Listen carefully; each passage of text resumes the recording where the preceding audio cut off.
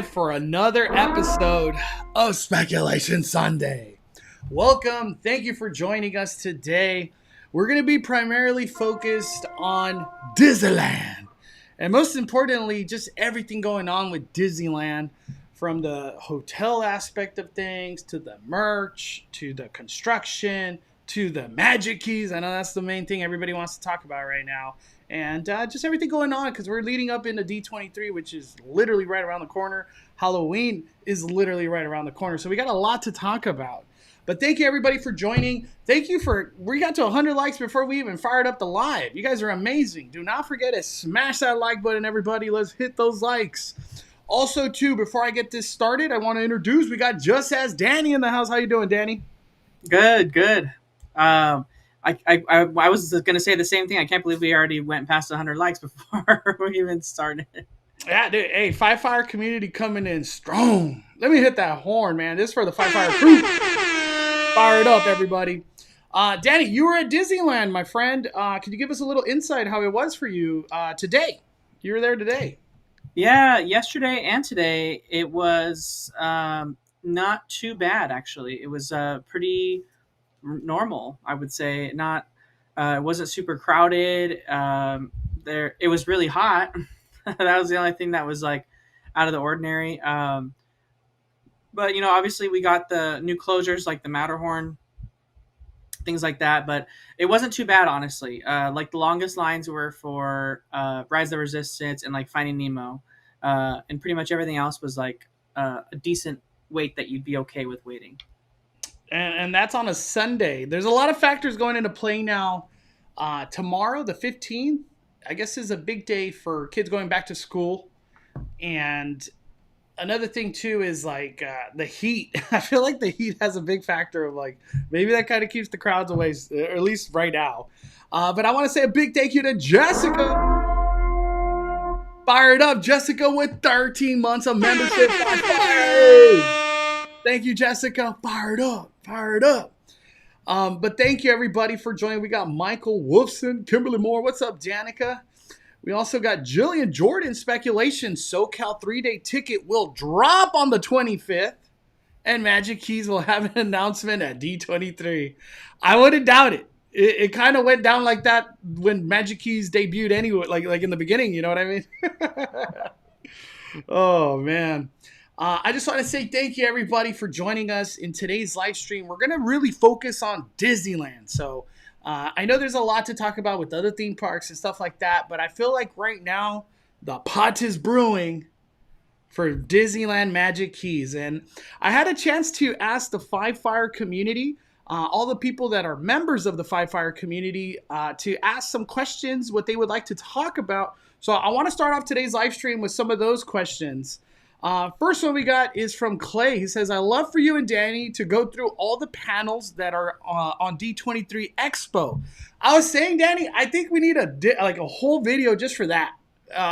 Speculation Sunday, it's like not a good platform for that topic, but we'll do that soon. Because I know me and Danny, we got a lot to say with D23. And tomorrow's the big day, right?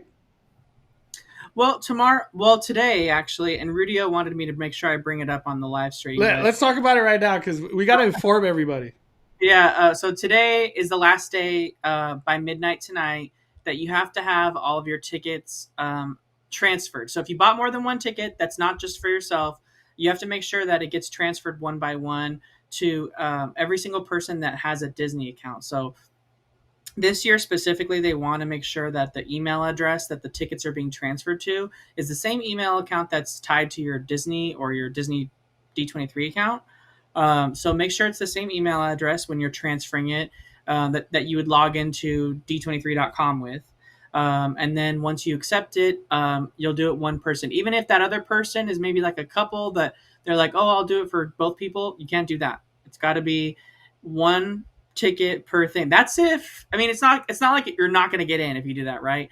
And we're just talking here about the random selection process for the panels. So if you want more chances to get into the random selection, more of a chance in the lottery, then definitely make sure that every single ticket is accounted for. Because if you transfer 2 tickets because you happen to be a couple, or maybe it's your brother or your sister or whatever, and into your account, and you're making the choices for them, that's you're wasting an opportunity to get into the lottery. So the big key is you want to make sure that every ticket is transferred to one email address, and the one email address is the one that's attached to the D23 account, even if it's a free account. Doesn't have to be a paid account. So Yep, yep.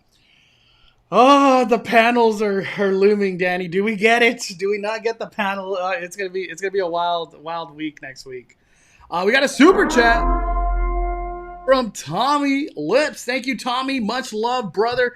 Hey, 5 fires, Tommy. Thank you for joining tonight, man. Appreciate that. Fire it up. Um, I want to go into a couple more because we got the 5 fire members have asked really good questions. We got Cookie J. Curious about Genie Plus with regards to park hopping now. Do we have to be in the other park before we can reserve a ride? What are your thoughts, Danny? Did you have a chance to read up on that, on how Genie Plus changed a little bit? I did not know.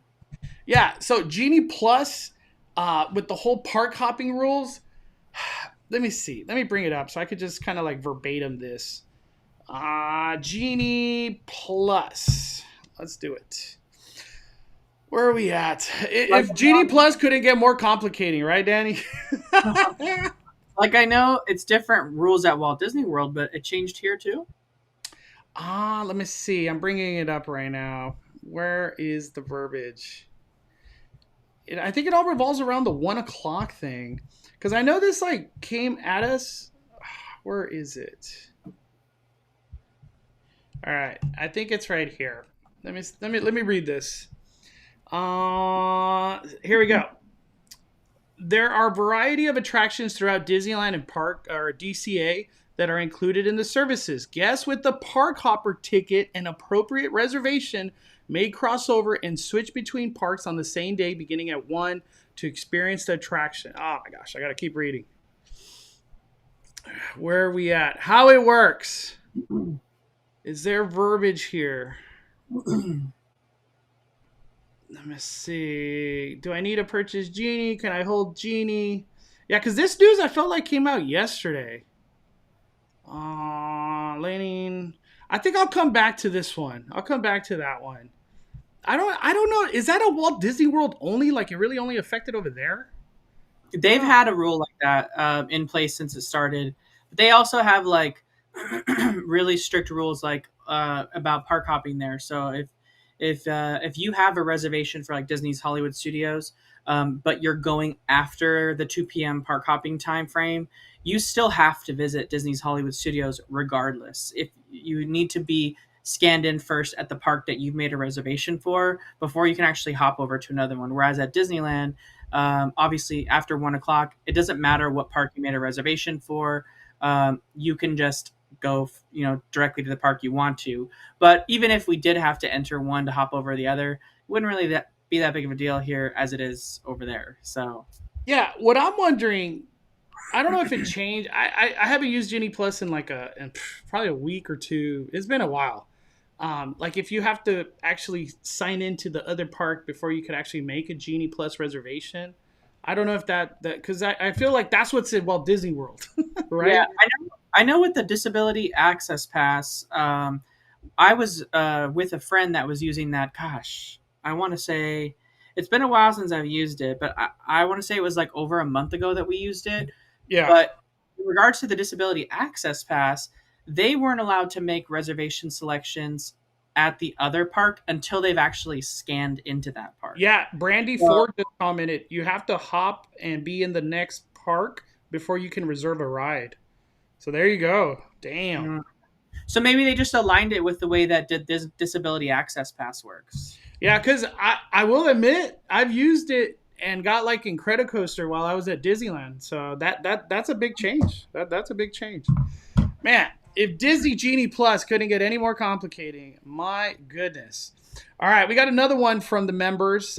What is your suggestion with buying tickets if your keys expire and you're not able to go to the parks enough for a 3-day ticket? Honestly, I can't. There's no solution. Disneyland's expensive. We're in tier 6, which means the highest price a ticket could be. to me, if no passes are in existence, a 3-day ticket is the one I recommend. I know that you said you don't want to go for 3 days. It's just, it's going to come at a hefty price. Disneyland ain't cheap. And for me, I'm prepared to go to Disneyland less, obviously, if keys don't exist. That's it's just a simple fact. Like going to Disneyland on a regular basis on a ticket schedule is like you're dropping so much money. It's insane. It's insane. But I'm like at peace, Danny. If Magic Keys really don't come and we can't renew in a proper time, which is the 25th, I'm just in acceptance. Like they sunsetted us before, Danny. We'll just become legacy pass holders one more time. Yeah. The good old legacy pass holder. Oh, I hate those words. All right, before I go any deeper into the member questions, I want to ask, what does the chat want to talk about? We'll come back to the member questions again, but what does the chat, what do you guys want to talk about? Post in the comments right now. Let's get some of the questions answered that you guys want to ask. So post in the comments when you have a question, and we'll see if we could get to it. We got the Cars Garage. He says, what do you think about Disney calling annual pass holders like you, Mondo, and Daddy unfavorable? Daddy, let's talk about that. I think for the whole term of unfavorable attendance, I feel like we want to feel like it's for pass holders, but I think at the same time, they're probably just referring to like how crowds are spread out. That's what I think. I feel like the pass or the reservation system changed a lot of things, because when they talked about the reservation system in the investor call, Danny, they talked about how they see spikes and how they see spikes in real time. So if they're like, oh my gosh, everybody's getting Monday, turn that lever off, open up Tuesday, Thursday, Friday, whatever, and we'll start filling up those other days. And everybody's trying to get reservations. And let me talk about that right now. There's a lot of people that haven't renewed and are able to get reservations beyond their expiration date, which is right around the corner, the 25th and beyond of August.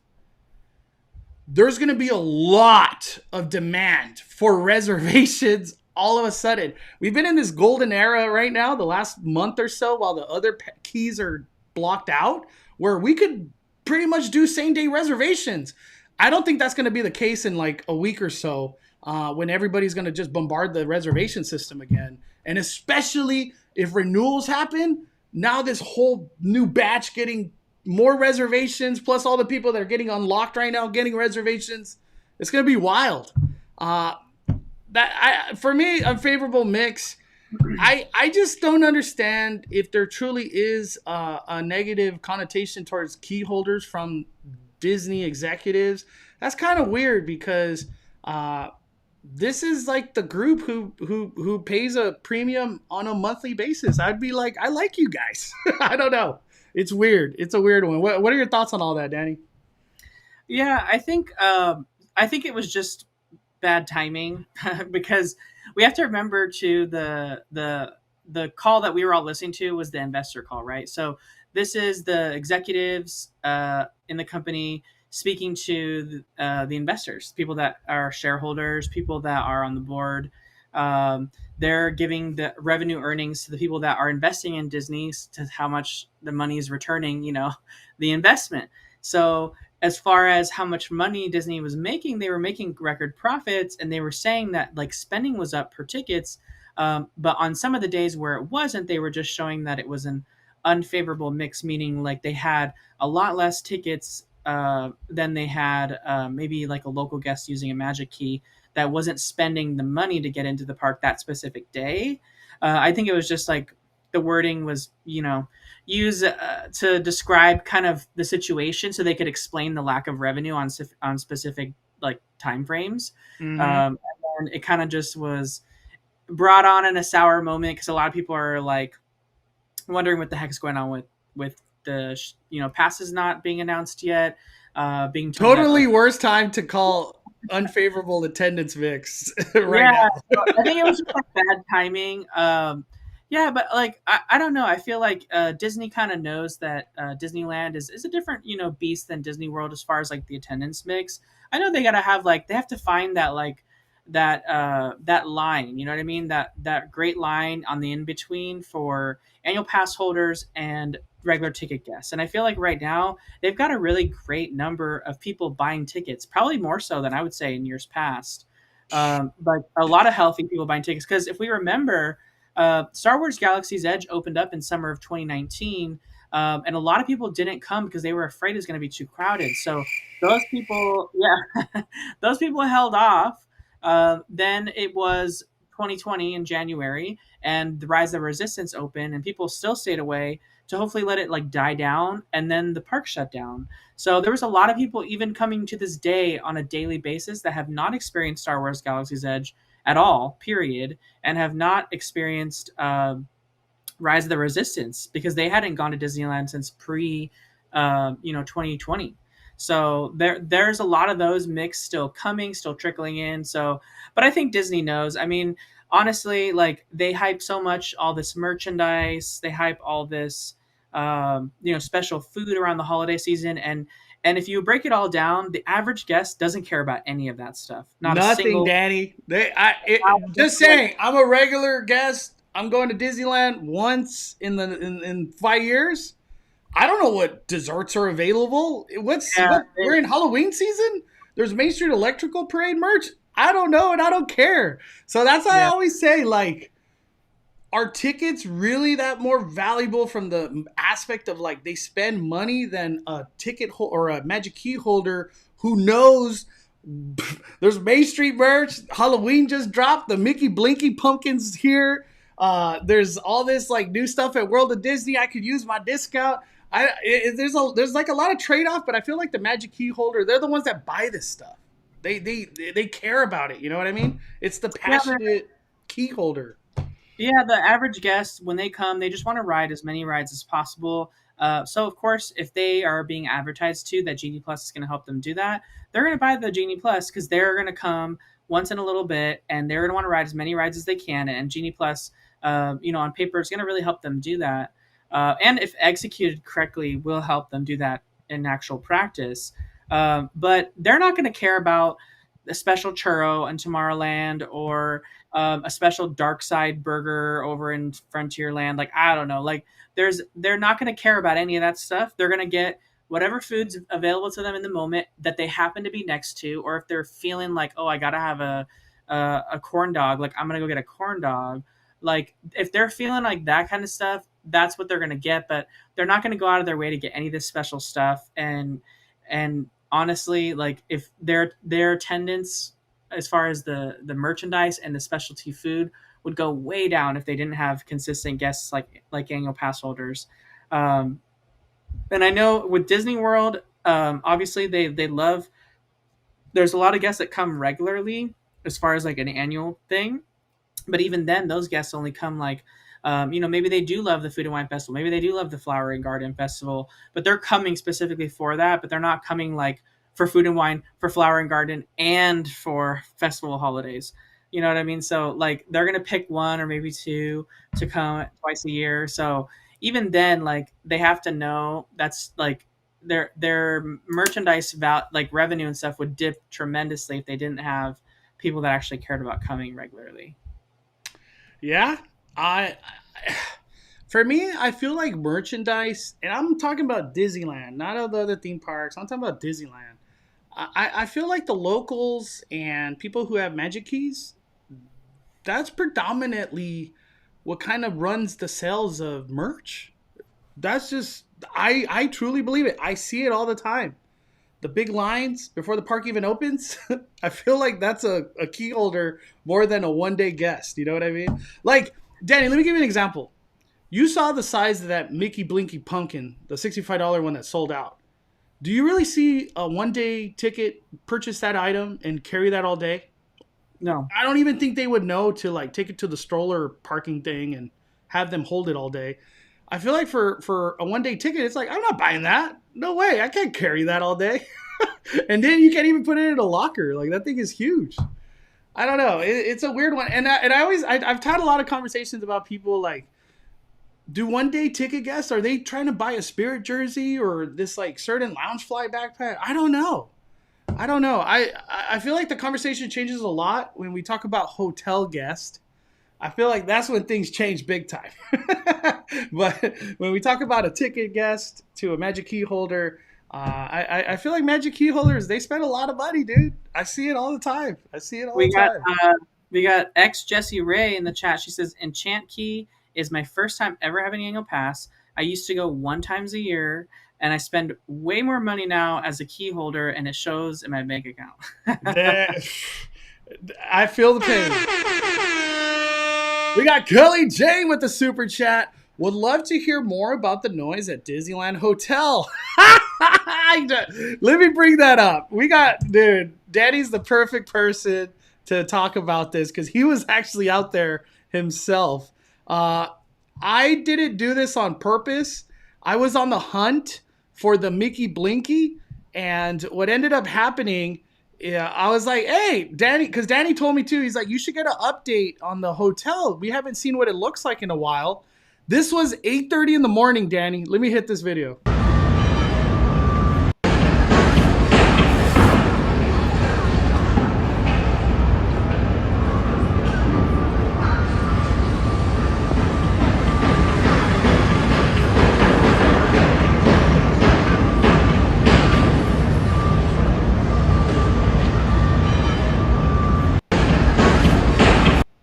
A little bit of that Disney magic, Danny, at 8:30 in the morning, dude. And the new perks at the hotels. We're going next weekend. I'm nervous. It's going to be great. You're going to have a great time, Kelly. If you're staying at the hotels, you're going to have a great time. Disneyland hotels have so much nostalgia, the convenience, and most importantly, the early entry. So the value is definitely back big time for the hotel guest. But what are your thoughts, Danny? You were there at the hotel site too today. Yeah, I was there today, most of the day. Yeah, my parents were visiting in town, and they wanted to go check out the hotels and Disneyland Resort. So we took them to Disneyland Resort, to the hotels.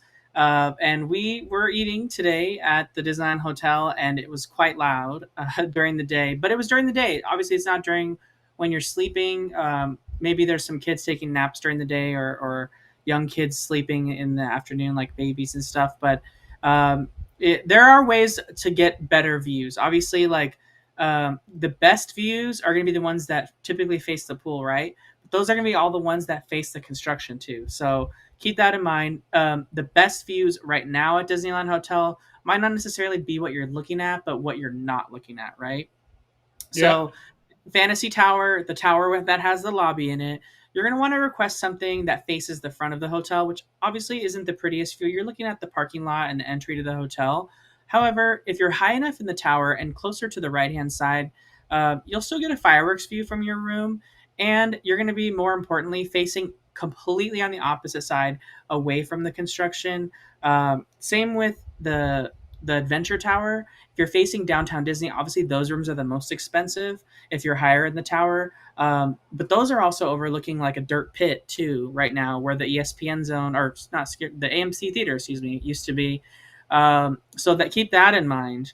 And then also in the Frontier Tower, I don't even know if you're facing Simba parking lot on the standard rooms on that side, if you're going to avoid the construction noise, because it's literally right next to you, like literally right next to the Frontier Tower. So another thing to keep in mind too, and I just posted a video literally today before the show started. They're repainting the whole hotel. Like the whole hotel is getting repainted, every single tower.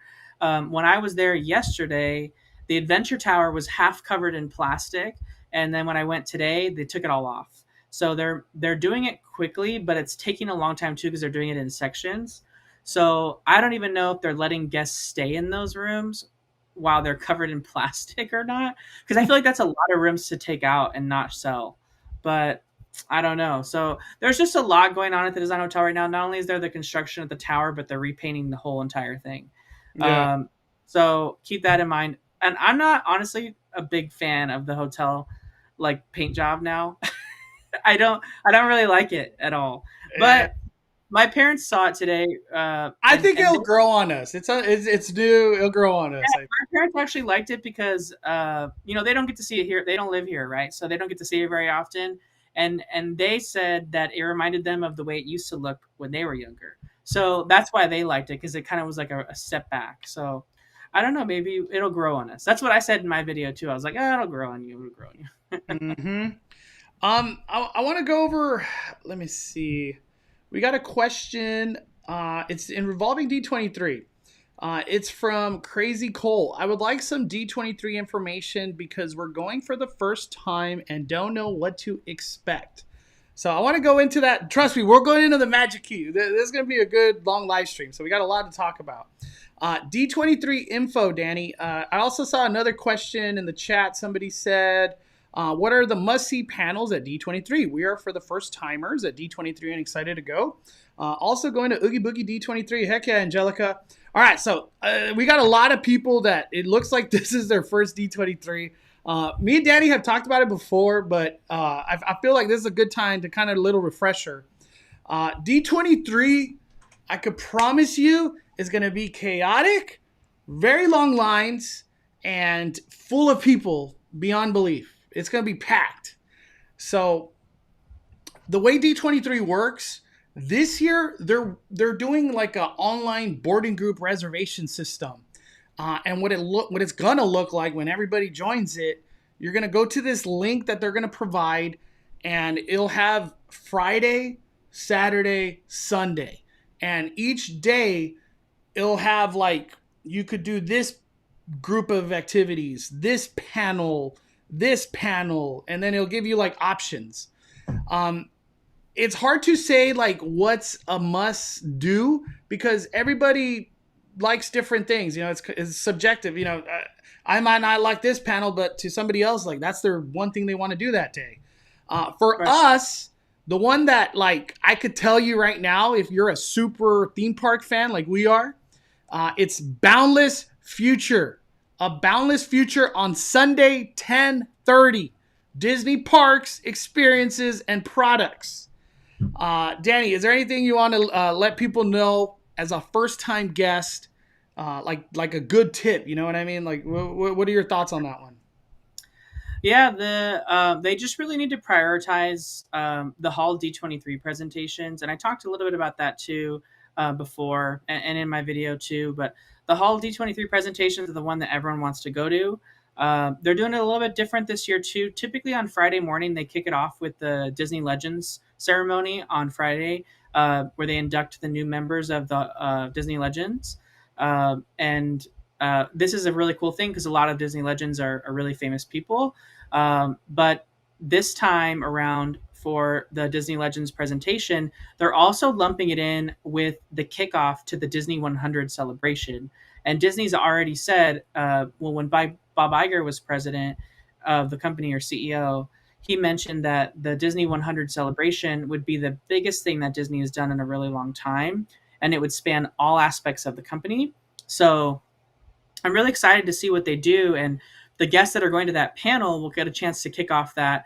They also have mentioned too in the past that the Disney 100 celebration was very much going to center around not only Walt Disney himself but Disneyland. So I don't know if it's going to mean special entertainment, special nighttime spectaculars. So maybe these guests on Friday who attend that Disney Legends ceremony will get a first look at some of the things that are going to be happening in the parks for the Disney 100 celebration, that the guests that are not going until Sunday won't get to see until then. So there could be really an advantage to go to that. That's kind of like a wild card this year because there's so much we don't know about Disney 100. So seeing going to that panel may unveil a lot of stuff because normally it's just a Disney Legends ceremony, which isn't bad, but that's not everyone's cup of tea sometimes. So they can skip that and totally be fine with seeing clips or whatnot on Twitter being posted of that, and they're okay.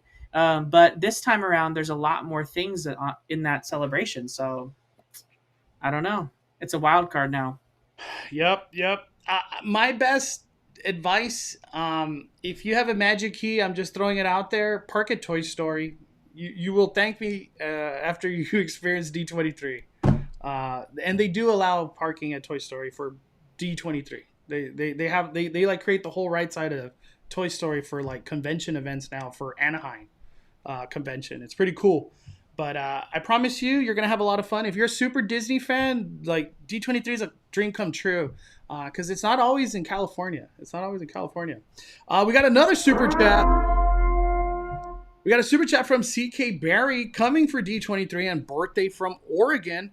Believe key expires on 9/4. Damn, right at the heart of Halloween.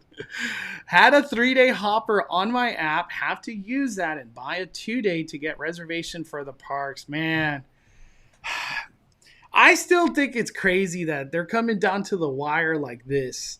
I don't know what my magic key says anymore, but I know it's less than like 15 days now.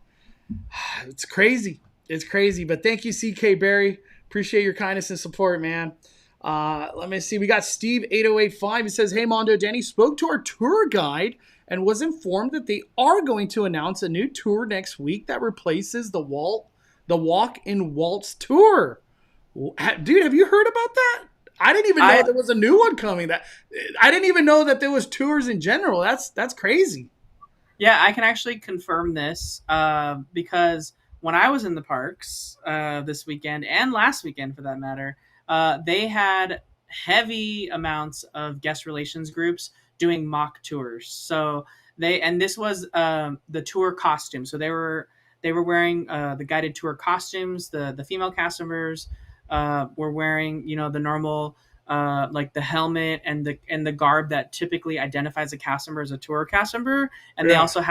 they also had the riding whip as well with a little sign on it. And they were doing mock tours like all throughout the day, and I saw at least 10 plus groups going by, at least back and forward. So this is definitely confirmed. They're bringing back guided tours, which I thought was great because we haven't seen guided tours since it came back. Obviously, VIP tour started right away, but that's totally different than the guided tours. So, I'm happy to see the guided tours come back. Maybe they come back in time so that people can book Happiest Haunts tour around Halloween, which I know a lot of people love. That sounds fun.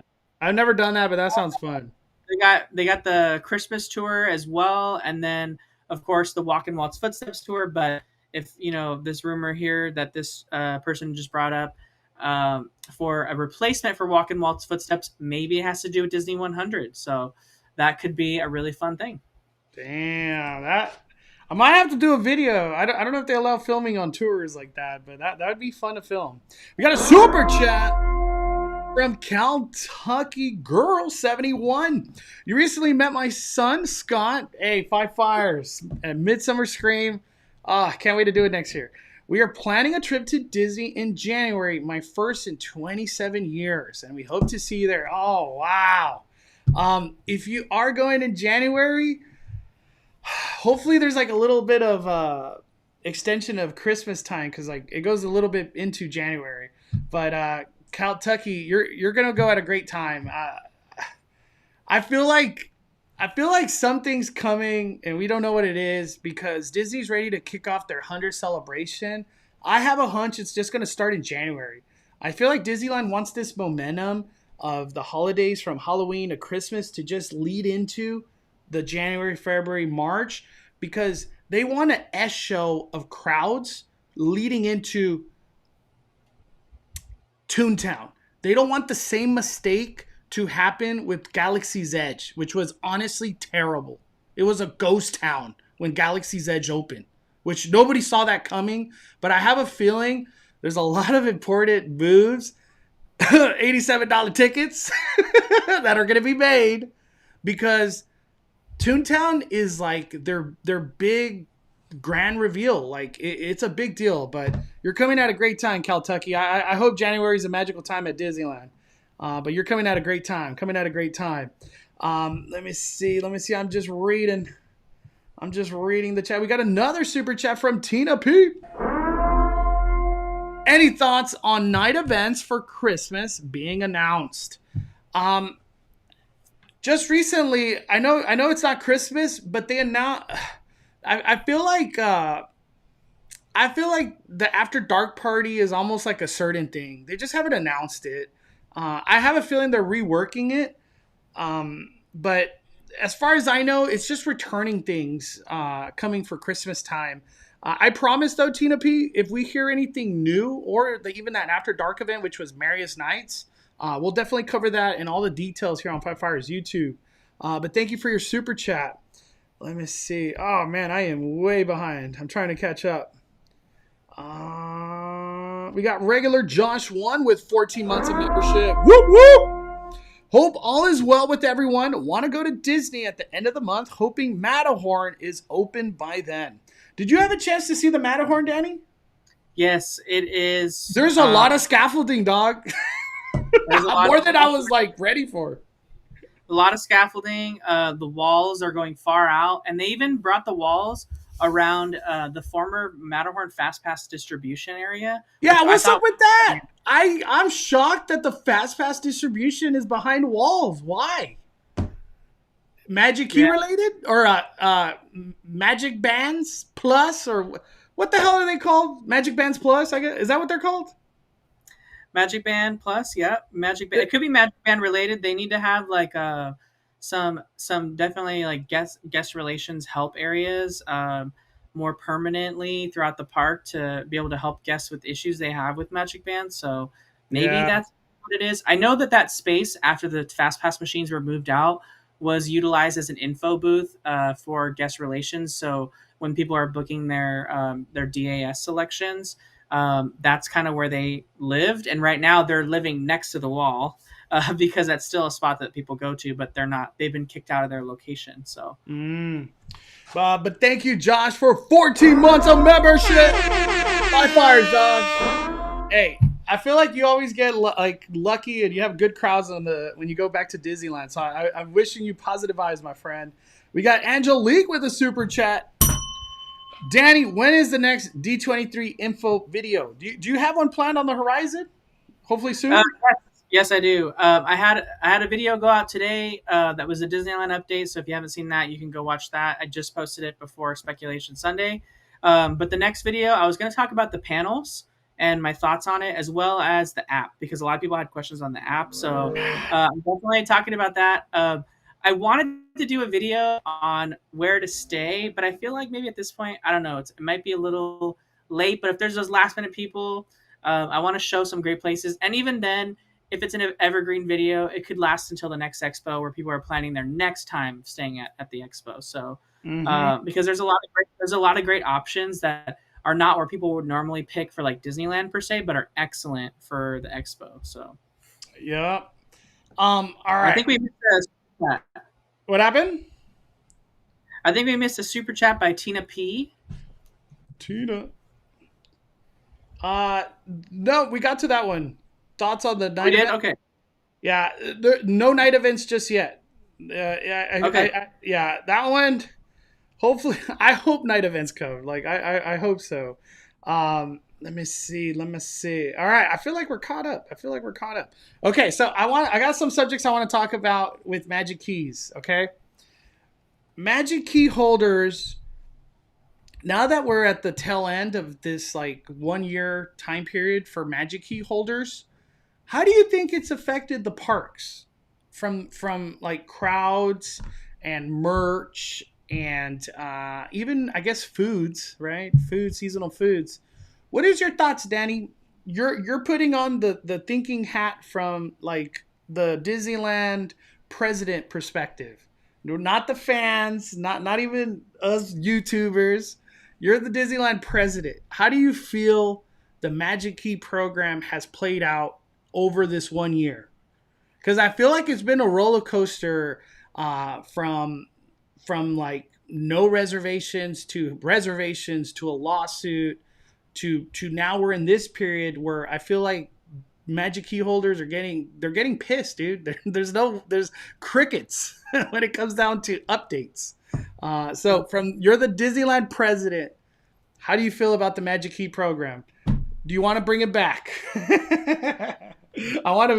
You're the one looking at it from that perspective, Danny. Yeah, I mean, gosh, I want to say that obviously they wouldn't have resorted to giving us the Magic Keys that we had before, right? Unless it was something that made them money. and I don't know why. If they're trying to cut back on passes, I feel like the easiest option to do that would be to just nix the monthly payment option, so that less people who would buy one, who couldn't afford to pay for it outright or didn't want to spend all that money outright, would then be deterred to just maybe buying a ticket or a multi-day ticket instead, which would kind of maybe do that. But there's got to be some reasoning as to why they enabled the monthly payments, and maybe it's a revenue issue, or something that I just can't see that like revenue wise is really great for them when they do that. So that could be a thing.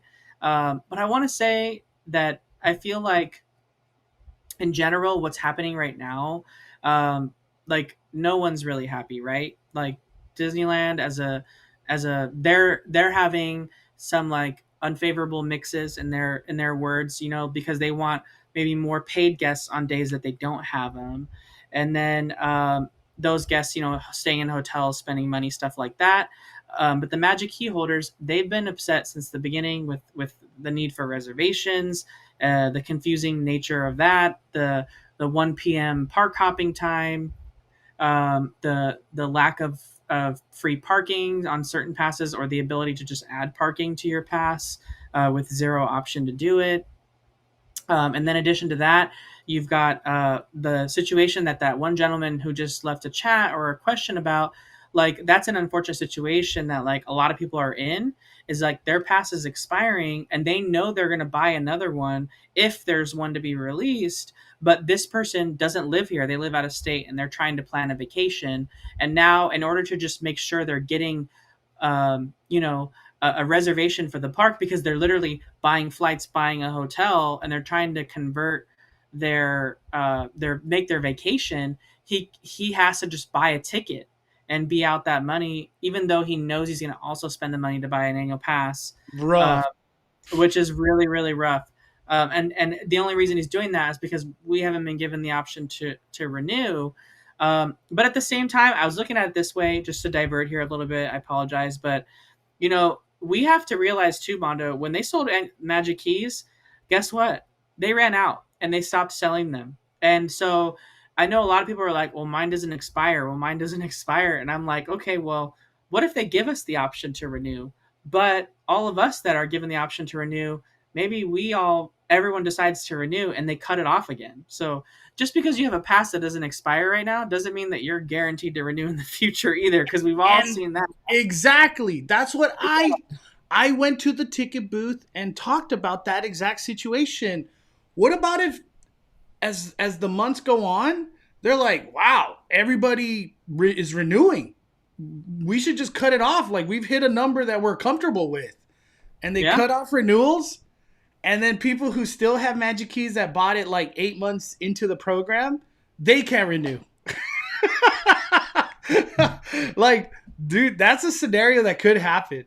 And especially next year with the horizon of like the parade, Magic Happens coming back, new fireworks show, new entertainment, and whatever else they're going to do for the 100th celebration, the demand's going to be higher than ever for Disneyland. And the whole unfavorable attendance mix is definitely going to kind of change over to tickets, without a doubt. Everyone's going to want to come and visit during all this new stuff that's dropping.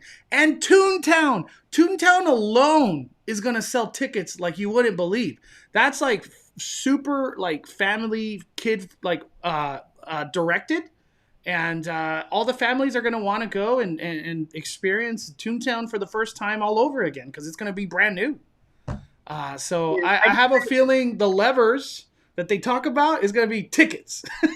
And I could see them be like, hey, you're not going to be able to renew. We already hit the quota that we're looking at for. And I know you have a Magic Key right now, but hopefully when you have to renew, you can renew. So good luck.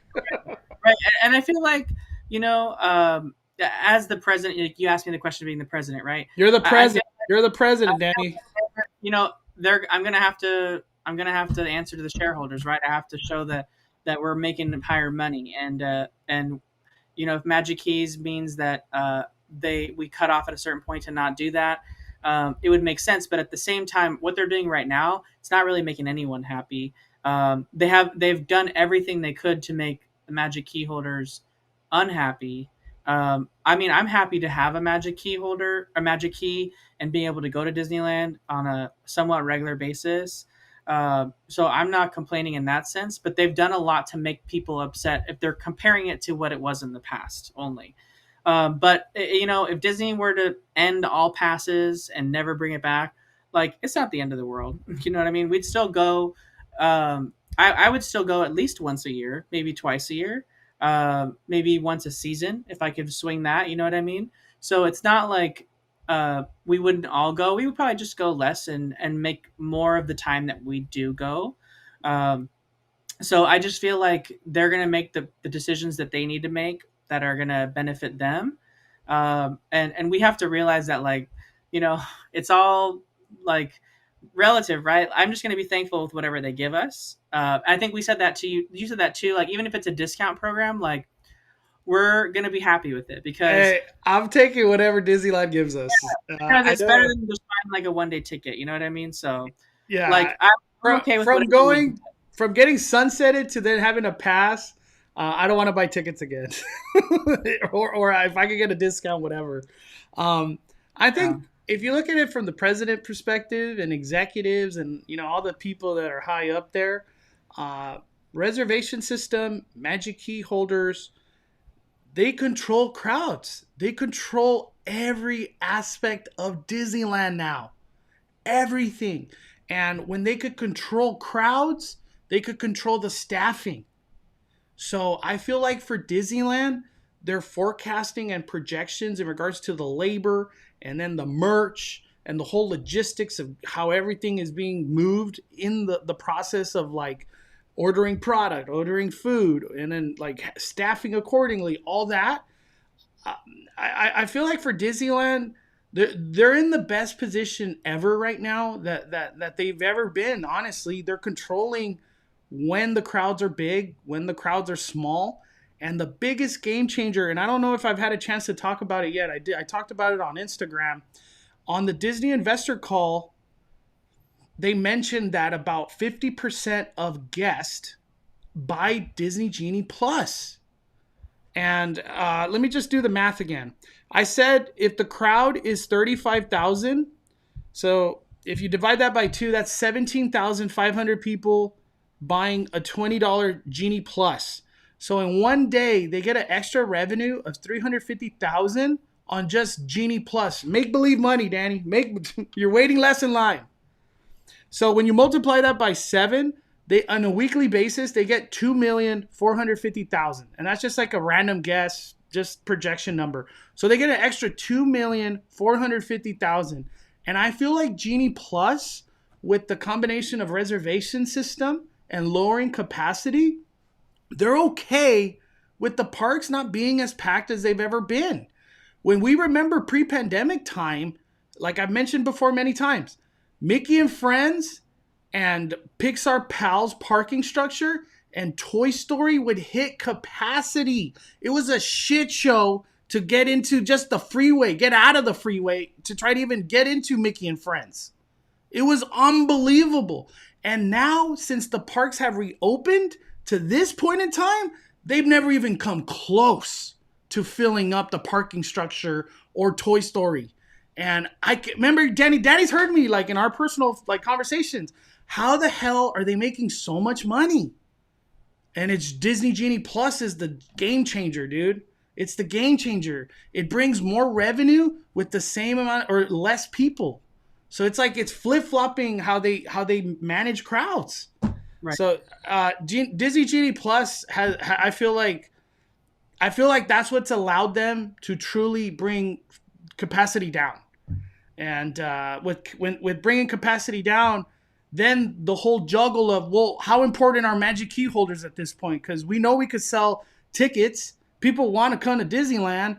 And then I feel like that's when the whole unfavorable attendance mix, that's where the conversation starts, because Disneyland's like, hey, we don't have to hit 50,000 no more. We're making money.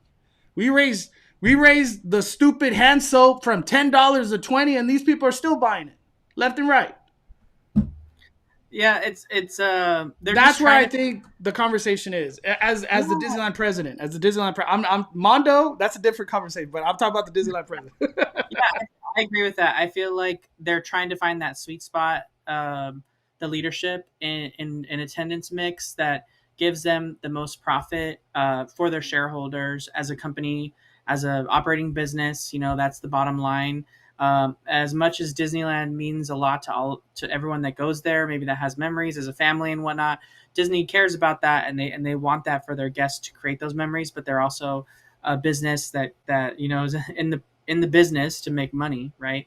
So they're going to, do what a corporation does. They're going to prioritize the ways to make the most amount of money, whether that's by cutting staffing or, doing Price things increase. cheaper, prices increasing to meet demand. If the demand is there, um, they'll raise the price, right? To do that, it's like everyone who's buying a car right now in the car market, like the dealerships are raising the price of the vehicles, like sometimes 20-40 grand, and people are paying it because they need a car and they want that car, so they're going to pay the $20,000 markup on a car. And even though the car's not worth that, it's not the manufacturer's suggested retail price, people still pay it because they want it. So it's like Disney is going to just keep testing the waters until they figure that soft spot, and we just have to realize that like things aren't always going to be the same. You know what I mean? Like it's never going to stay the same. It's never going to always be how we remember it, kind of thing. So we have to just get used to the fact that the only thing that's constant is change, right? Yeah. So The only thing that's constant is Disneyland prices go up. yeah, like so I just feel like whatever we got that's somewhat of a seasonal pass type thing, I'll be happy with whatever it is. If even if it allows me just to go like once a month or something, like I'd be totally fine with it because it's once more a month that I would normally be able to go to. So Yeah. We got JJ Deals. Super chat. What's up, JJ? Hey, Mondo, Danny. I'm going with the family to our first Oogie Boogie Bash. What's the best advice you could give us? We would appreciate a lot. Thanks. Also, any info on the keys? Danny, you go first. Give us three really good like tips or recommendations for Oogie Boogie Bash. First timer, as a first timer. yeah. So if you have a park ticket that day, it's best to be already at California Adventure before the event starts. If you don't, that's okay. Your ticket allows you way early access. I think it's all as early as like 3 or 2 p.m. usually on the day of. You have to check your ticket for the exact verbiage. But you're going to want to enter the park as early as possible to take advantage of that. And more importantly, that's the number one most important tip, is to avoid the long lines to get into the park. Because if you come near the park opening time for that event, you're going to spend at least an hour in line, or just a little bit less, just to get into the event from everyone that's arriving at the same time. Because I could unless, I could confirm with Daddy. It sucks to get into the event at the at, unless they change the procedures moving forward, but in past times at least, they were doing the same ticket procedures that they would do on a normal day. So every ticket, obviously, going into the park is a regular ticket, right? For this event. So they have to attach it to a photo. And so when they attach it to the photo, that means the customer has to scan it, then it has to register, then they have to hold their phone in front of your face, take your picture, and then assign it to the ticket, and then give it back to you, and then do it to the next person. And that whole process takes a really, really long time. And so that's why, the ticket lines in the morning when you first get to the parks, and also at these events, usually take a really long time. So the best number one advice: get there super early if you can. Be in the park already if you have a magic key or a ticket that day, or just get there as early as you possibly can with your event ticket. Second advice would be to, if you're going in early, start trick or treating right away. The moment that you can, Yup. You don't have to wait for it to be dark because they start right away. Yep. start right away. And then the third one would be prioritize the characters that you want, and do it right away. So like, I mean, obviously the second parade showing, that's another tip Mono and I always talk about all the time. But like, find the characters you really want to do and do it first, because those characters will probably be the same ones that everyone wants to see as well, and they're going to have really long lines later in the day for meet and greets and photos and all that kind of stuff. So go to the characters you want to see first. And also, if you wait too long, sometimes they're not even there anymore. So I you want know, it's so true. I've done Oogie Boogie Bash where you're like, I want to go meet Dr. Facilier. He's in the parade. You can't see him right now. That's a good tip, actually. There's certain characters that are in the parade, at least as of last year, that when the parade's happening, they're not doing meet and greets. Dr. Facilier was one of them. Cruella, Corella was another one. Was there another? I'm trying to think if there was the Evil Queen, and evil. Maleficent. Wow, that's a lot of character. My tips for Oogie Boogie Bash, like Danny was saying, if you could get in early, like with the magic key, that is like the best way to do it. I think it's called. Is it called Blue Wine Cellar, or what's that one place? That one place that you could get your ticket early. Yeah, they usually do the registration if you're already in the park at the Blue Sky Cellar, which is across from Cars Land's like main entrance, like literally or right across from it, like straight And across. you could get your credentials for Oogie Boogie Bash there. They give you the wristband, and if they do a lanyard. My other tip, like Danny said earlier, the second parade. I can't emphasize that enough. The first parade, people camp hard, and it takes time away from you trick or treating, meeting the characters. When you do Oogie Boogie Bash, at least for me, it's about the characters. You want to meet these special characters that you could only meet in Oogie Boogie Bash. For me, it was so cool to meet Oogie Boogie and Sid. Sid was my favorite meet and greet last year. They put him all the way in Pixar Pier. I hope he comes back this year. We'll see how that goes. But the characters, so hopefully we could have like a lineup of what characters are going to be available. We still don't even know if Madam Mim and Mother Grothel are the tease characters that come. I love how, I'll say it again, Disney, you tease us 5 weeks ago, 6 weeks now, and you still don't even tell us who's coming. I still find it really weird that like Disney's like, hey, buy our Oogie Boogie Bash tickets, but we're really not going to tell you the details. There's also too Villains Grove. If you're really trying to do Villains Grove, save it to the end. You do not. It's not that's not something that I feel like you got to really prioritize. The other thing is if you're trying to do any of the special foods, mobile order. Never wait in line. If you can't mobile order it, I suggest you just move on. The last thing you want to do is wait like 30 or 40 minutes for like some specialty corn dog or churro, you know what I mean? Whatever the case might be, whatever specialty Oogie Boogie Bash specific food, you don't want to waste your time in food, but hopefully mobile order works because sometimes in these after dark events, mobile order just doesn't work and causes chaos. But those are my tips. Those are my top tips. Another tip we forgot is in the chat. Bring a bigger bag. Oh my God, that's the number one tip. That's the number one tip. They're going to give you a little bag that'll fit like 10 candies. Just bring your own bag. You're allowed to bring your own bag to trick or treat with the kids and the family. Oogie Boogie Bash, you could legitimately go home with like 5 pounds of candy. Like they stack and they are not shy to be like, here's some candy. But good luck, JJ Diaz. Hope you have a wonderful time with the family, man. We also got CK Barry with the super chat. Coming in October 4th for Oogie Boogie Bash. Can I spend time for one other spooky event, HHN event, or Scary Farm? I've been to Universal in Florida, but not LA. Never seen it either. CK Barry, if you're coming and you're here, you better go to Halloween Horror Nights. I know it's a tough one between Scary Farm and Halloween Horror Nights, but for me, if this is like your one time to be here, you got to do Halloween Horror Nights. Especially like there's a lot of new stuff coming to Halloween Horror Nights, but that would be my recommendation. Which one would you do, Danny? Horror Nights or Scary Farm? Yeah, I feel like it would be Because he's good traveling. since they go to Orlando, Universal Orlando.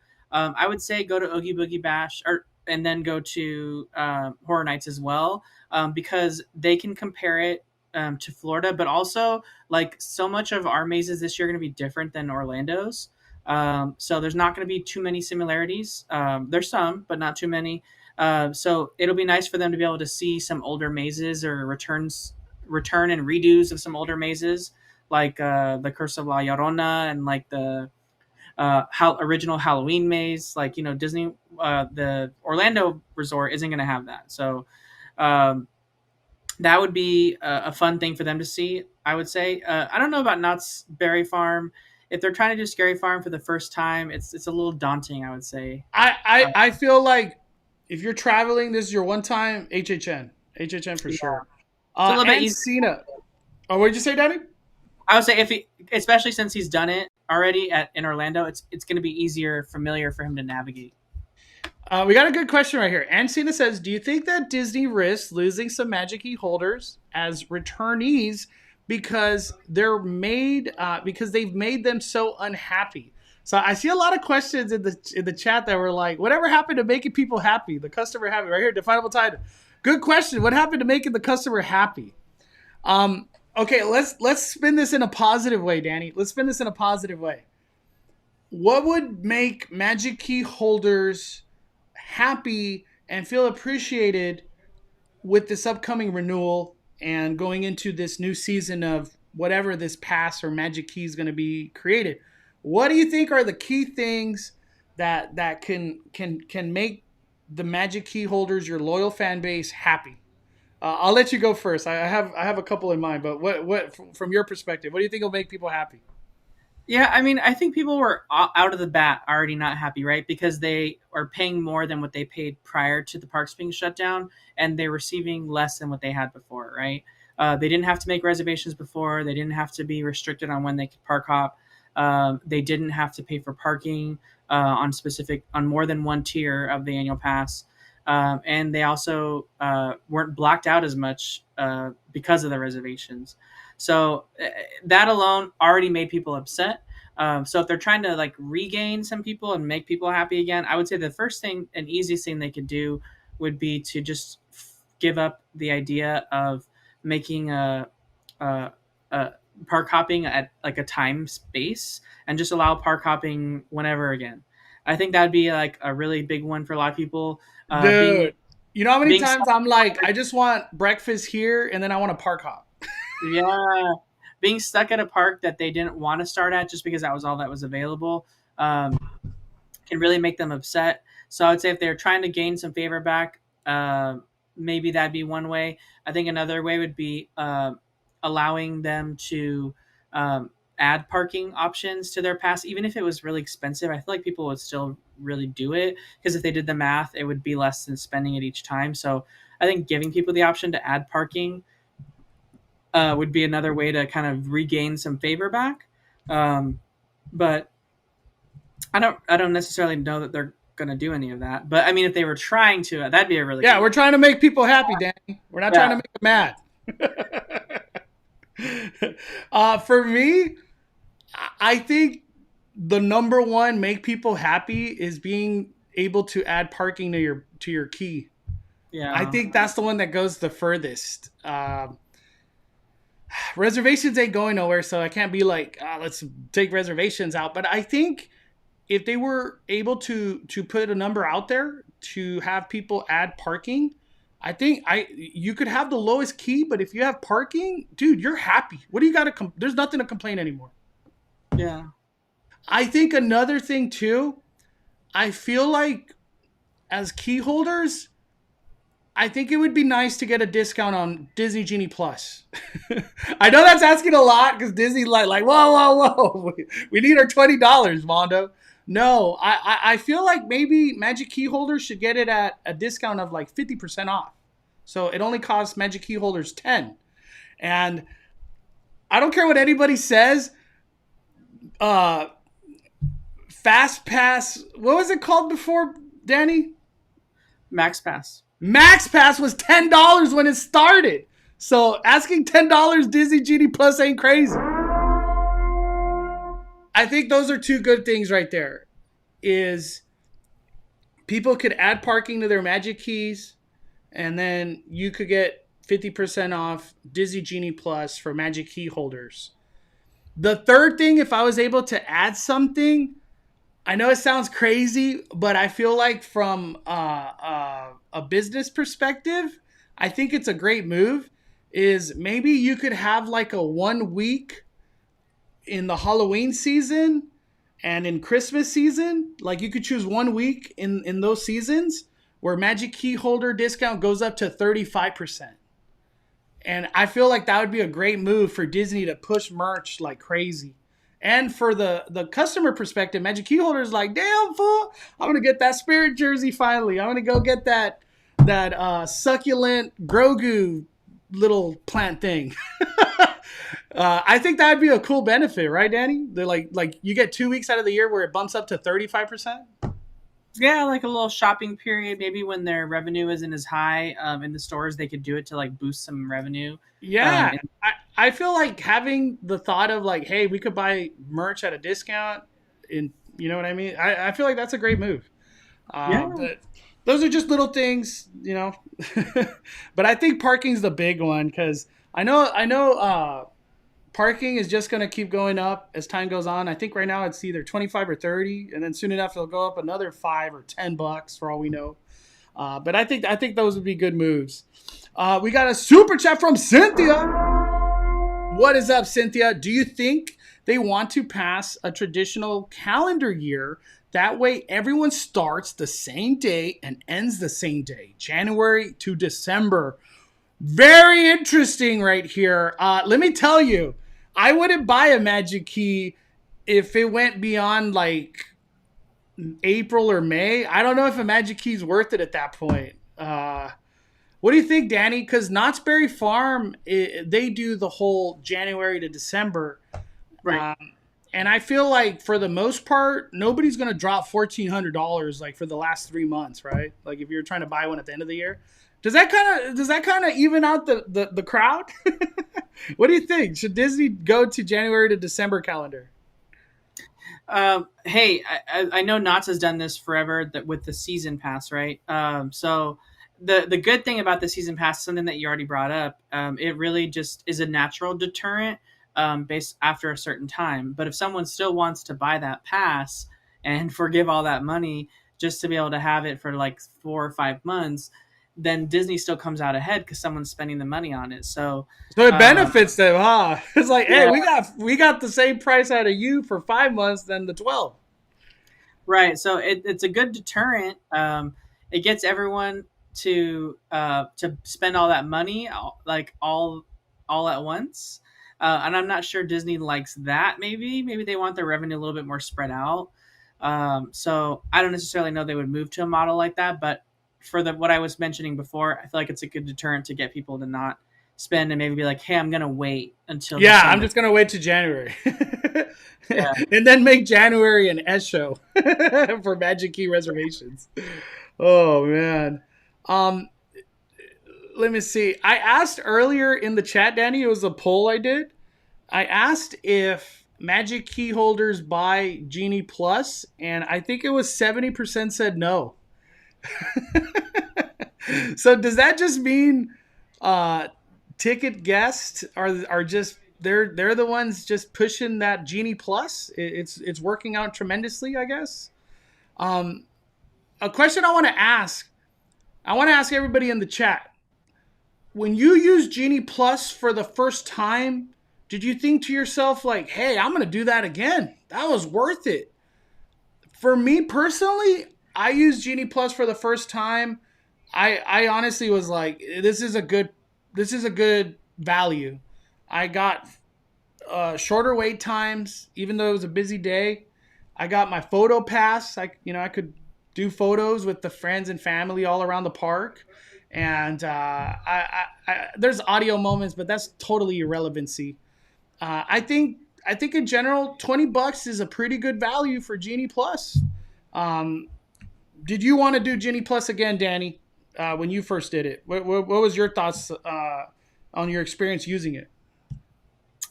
We we used it on the first day, which was a terrible experience, but that was just like a system thing.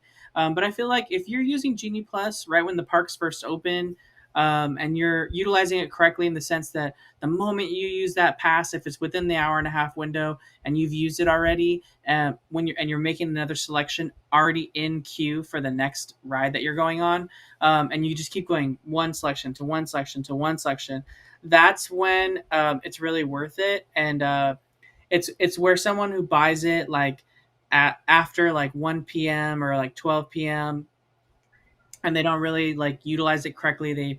They make a selection, go on the ride, and then after they're off the ride, they're like, all right, let's see what else is available. And they kind of just like are not. They're maybe doing it how they would naturally do it, but they're not doing it how you should to get your money's worth on Disney Genie. And I would even say too, because the people that I've talked to, like at my work and stuff, that ask me for like advice on it, when I tell them that they can get their photos with it, they're like, "Oh, I didn't even know that." So like, Hey, that's true. yeah, I almost forget I have Photo Pass when I've done Genie Play. I'm like, oh yeah, I could get photos. yeah. So I think that's a good plus that Disney World's is only $15, but they don't have Photo Pass on theirs, and they also I don't know if they have the audio moments or not. I've never used Genie Plus at Disney World, so I don't know. Um, I've the last time I went, I didn't use it, so um, but maybe I'll use it this time around. I don't know. Yeah, I feel for the most part every time I've one of my friends or family have used Genie Plus, they're like, hell yeah, that was super worth it. Freaking Monsters Inc. was 50 minutes. We did it in 5. Clay has a good point right here, Danny. We haven't talked about this. Hear me out. No magic keys and Nintendo World opening at Universal Studios Hollywood. Disney would nosedive in revenue to people going to Universal, even with Toontown. Nintendo World would overshadow it. They need us. Hey, if they ain't magic keys, I'd be freaking out because I know damn well Super Nintendo World is gonna bring some big ass crowds. So just on that side note, there is for sure renewals or some type of program for annual passes. I don't think Disneyland can't afford to not have key holders with Super Nintendo World opening. Because we all know when they sunsetted the annual pass, they straight up blessed the other theme parks. Knott's got overfilled with annual pass holders being bought up. Universal, the Platinum Pass, they had to like, I think they like ended it or stopped it for a little bit, brought it back, increased it, then made some changes with the whole front of the line being, instead of you could use front of the line at any point in time for one ride, now we have to wait till 3 o'clock because so many Platinum Pass holders were going to Universal and just messing up the Express. So yeah, there's no way. There's no way, right, Daddy? They're letting Super Nintendo World open without magic keys? No way. I never thought of it that way. We got Richard with the super chat. I'm staying at Disneyland Hotel. I get to do early entry. What's the quickest way to get to Rise of the Resistance before rope drop? Very good question. The quickest way is just through the front entrance. Let people know the process, Danny, because I feel like a lot of people don't know about how to even go through the whole early entry system. Because I feel like it's not really like a known thing. Like what early entry? We have that again. But let people know how it works at Disneyland. They're trying to go to Rise. Right. Obviously, the best way is going to be to buy that lightning lane first thing in the morning if you can get one. But if you can't and you just want to utilize your early entry, that's a possibility. Obviously, the fastest way to get there, I would say, is going to be through Frontierland because you're coming in right over there by the Droid Depot, and then you can kind of just cut to your left. I would say is the fastest way. And then that's only if it's offered in the morning as well too. Like Rise of the Resistance, the thing about Rise of the Resistance is it doesn't always open like right with the park, right? There's sometimes some delays depending on the maintenance crews, things like that. And in general too, Star Wars Galaxy's Edge, I don't even believe is an option that's available for early entry. But what you can do is you can wait specifically in areas, kind of like be the first guest to be over there, so that when they do open in 30 minutes after the early entry has ended, you're kind of like the first one at the rope in front of that section. You're gonna wait 10 minutes. Yeah, because we've talked about it in the past. The early entry is basically if you drew a line down the middle of Disneyland, right at the castle, everything to the right of the castle is going to be what's available to you during that early entry period. So everything in Tomorrowland, most things in Fantasyland, and then of course like right behind the castle and all that kind of stuff. So everything on your left hand side, which would include Star Wars Galaxy's Edge, is going to be available later in that morning. So to answer this guy's question, if you're just trying to prioritize making sure you get Rise of the Resistance, I would say double it up. Try to get that lightning lane if you're okay with spending the money. And if you're not, then just make sure that you're positioning yourself with that early entry time as close as you can to those rope areas where they would let you into Star Wars Galaxy's Edge as soon as the park opens regularly. Yeah, my recommendation, make your way with the 30 minutes early entry that you get. Maybe do Smuggler's Run and then just kind of camp it in that vicinity of the entrance of Rise of the Resistance. So come 8 o'clock, you're going to wait like less than 10 minutes, in my opinion. You're going to be one of the literal first groups, first 40 guests or so, or 100 guests to just get on the ride. You won't wait long at all. But I hope you have a wonderful trip, Richard. We also got the doctor. We're being blessed by Rahul, the Churro King. Before I go back to work, I just want to say what's up, Mondo and Danny. Hey, 5 fires. Much love always, Rahul. Hey, good luck at work, man. Good luck at work. Don't get in trouble. Oh, man. We also got Rudio with the super chat. Let me hit that horn. One, Oogie Boogie tip, head towards the character photo op you really want first, as some characters are limited on hours throughout the night. That is very true.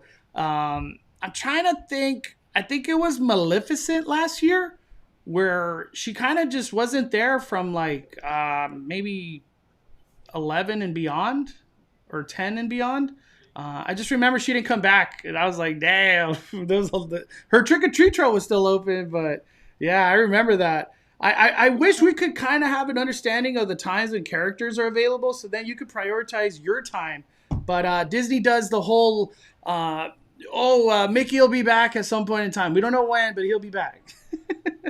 I hate that they do that. But thank you, Rudio. We got Sarah. I think more people are going to opt for Knott's or Universal Pass based on convenience, and especially since it doesn't look like Disney's planning to announce any renewal update. I have a feeling they are, Sarah. I'm keeping the faith with Disneyland coming through and making the crowd happy again. Because there's a lot of set of it, I feel, right now as we get closer to August 25th that maybe we don't renew. Stephanie says, for me, reservations are okay, but it's annoying when they don't have any for the days you want. Key holders need more perks, same-day cancellation, discount of special events, or even priority for, what is SPEV? Special events. Oh. I don't even have to ask this. I was going to ask that. Do you think we need same-day cancellation? I think they need to do same-day cancellation 1 p.m., which then at that point in time, it opens up magic keys for people that do want to come beyond 1 p.m. Because if you were to get a 1 p.m. reservation, you got to go or else you're going to get penalized. So I feel like there's a lot of incentive to be like, no, you're going that day. You know what I mean?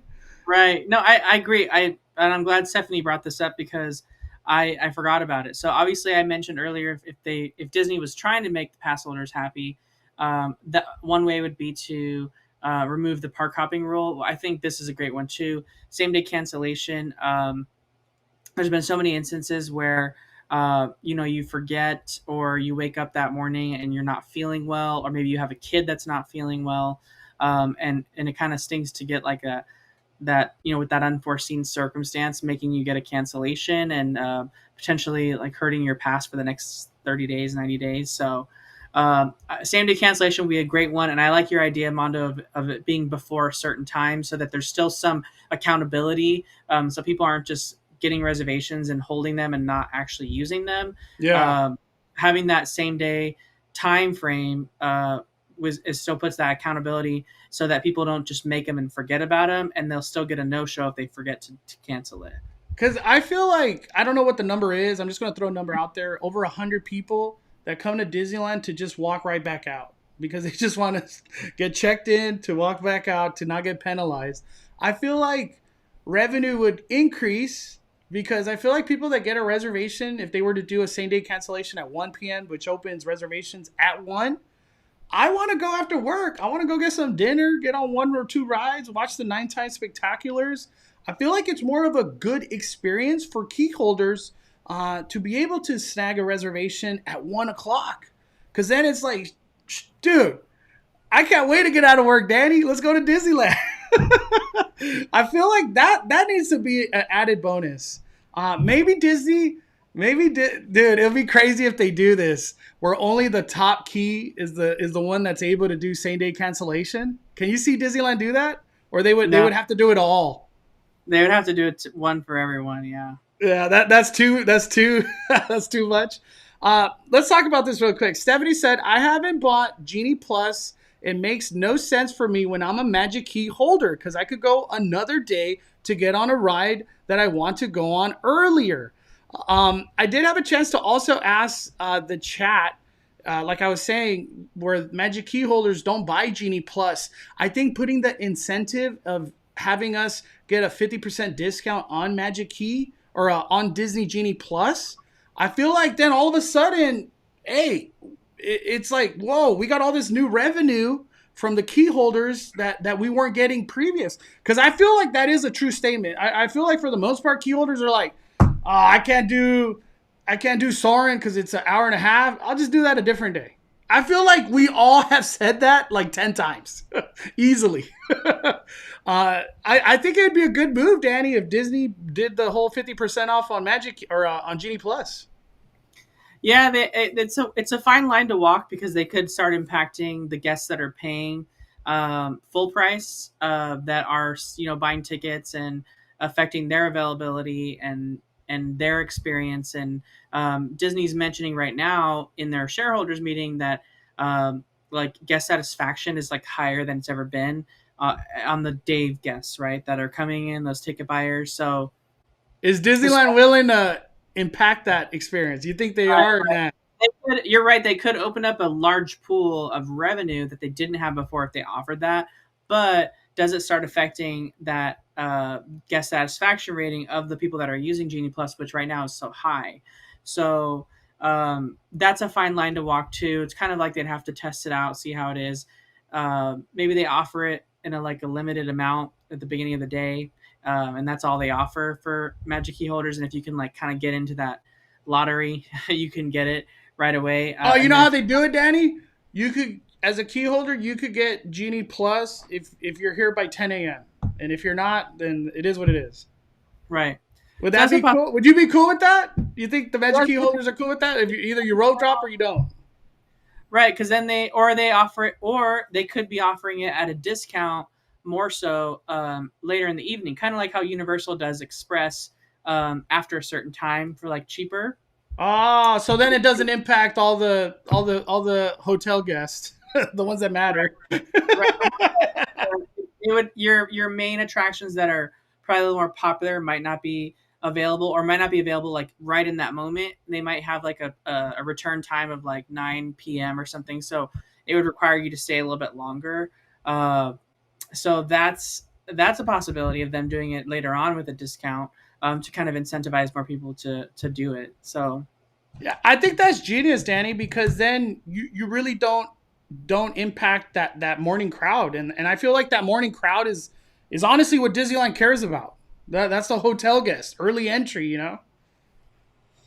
That's a genius move, dude. If they did that. We have a new maze coming to Not Scary Farm. Let's get off the Magic Key talk for a little bit. We got Molted with the super chat. Hey, Mondo, Danny, quick break from all this magic to the fog. What are all the speculations on Bloodline 1842, the Mystery Lodge maze, and Not Scary Farm and HHN? So to get into this, we got a new trailer that debuted. And did you see the trailer, Danny, or no? Yeah, I did see it, but I'd love to see it again. Let's watch it. I feel like we need to watch it. I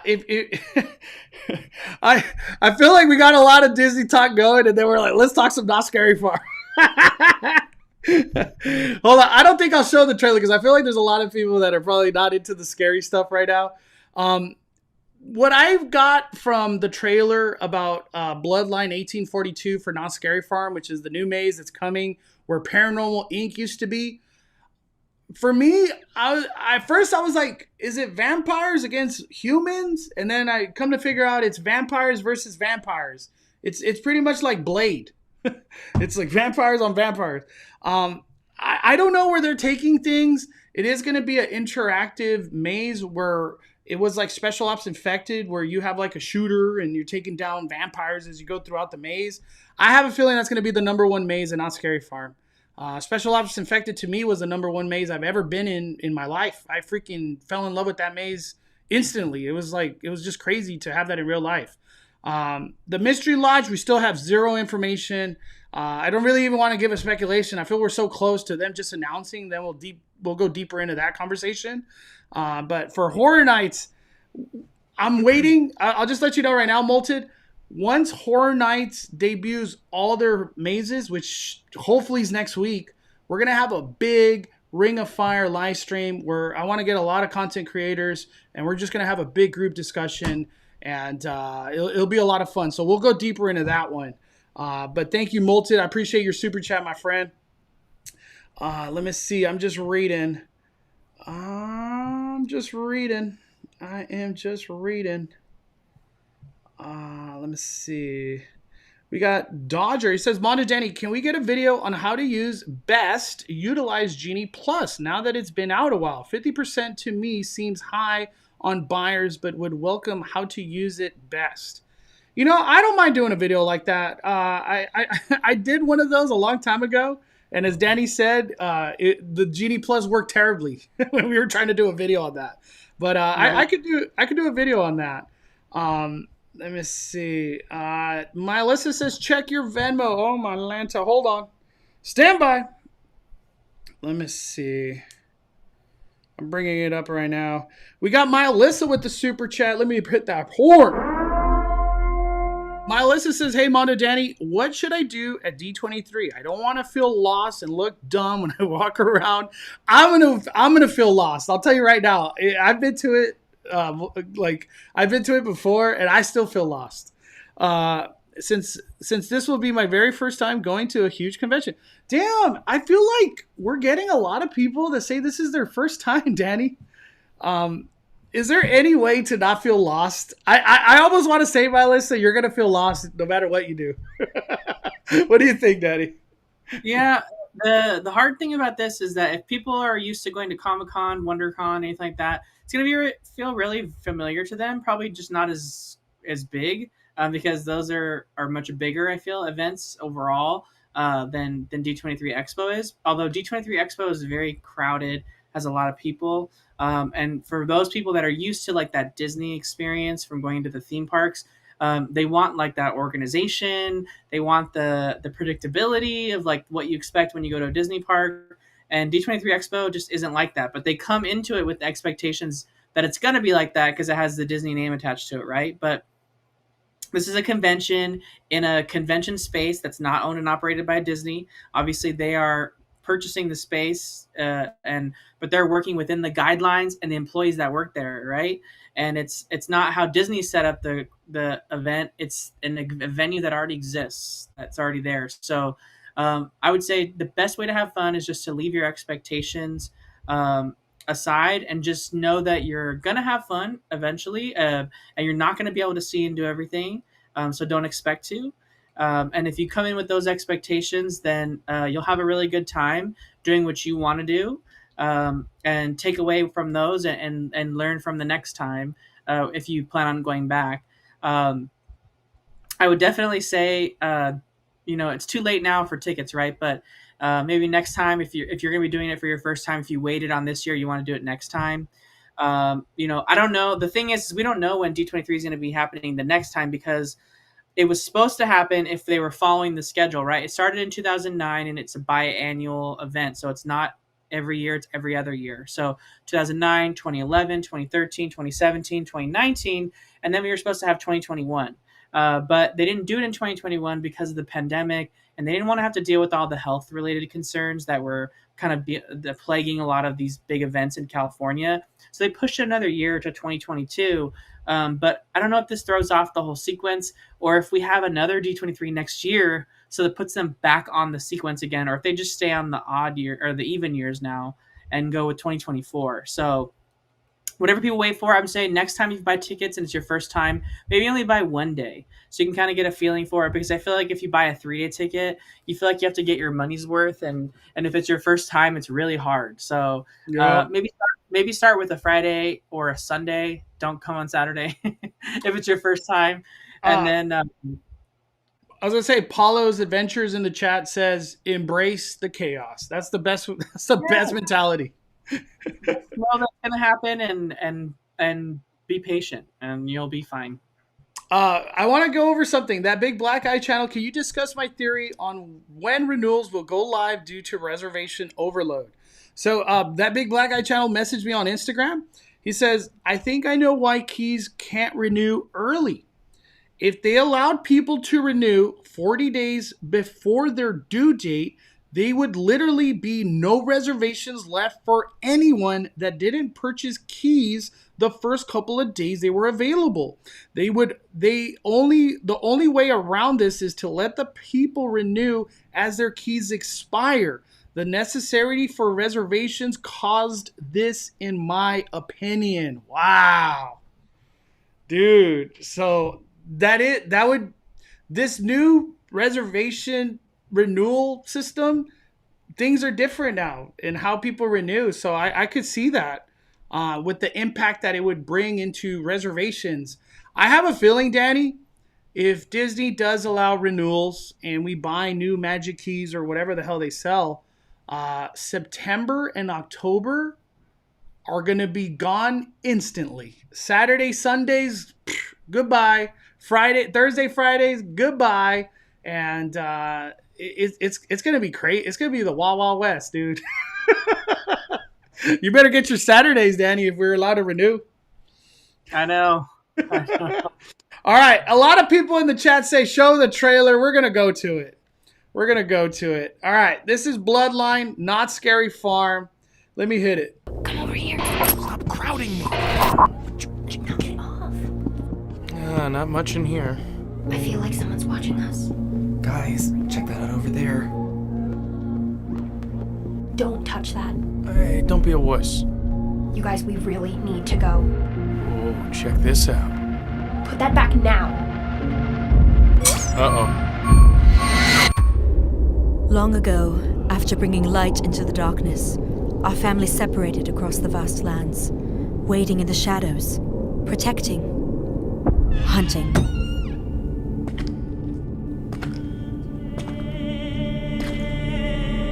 That was until we got word of his dark return. Our eternal brothers and sisters began to fall, as did our glorious kingdom of Aldonia, and the blood of our human brethren we have sworn to protect began to flow in the streets. We now know our final stand has come. It is time to reunite the clans. We begin our fight, for their army grows each day and the screams come with each nightfall. But as the night falls, by our eternal oath, so shall their bloody corpses. Heed the call, raise your banners.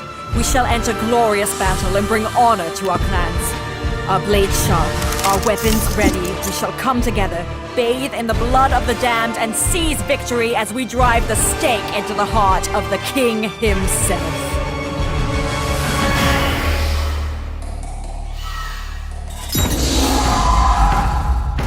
Bound by blood, bound by honor, we shall bring light into the dark once and for all.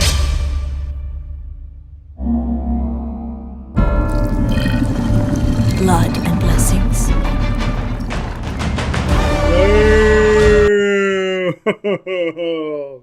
Danny, what are your first thoughts when you see that? It looks scary. It's gonna be good though. I really enjoyed Special Ops Infected. The worst part about Special Ops though is the line takes I forever. know, because it's the demand. It's gonna be insane. Well, not only the demand, they have to explain to everyone how to use the weapon, what to do, and they have to have the storyline and a pre-show. So it makes the line move very, very slow.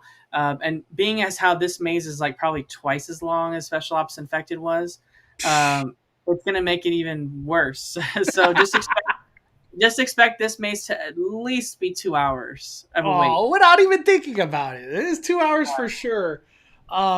We got Michael. Do you think Not Scary Farm tickets gonna be higher this year than last year? I would say so.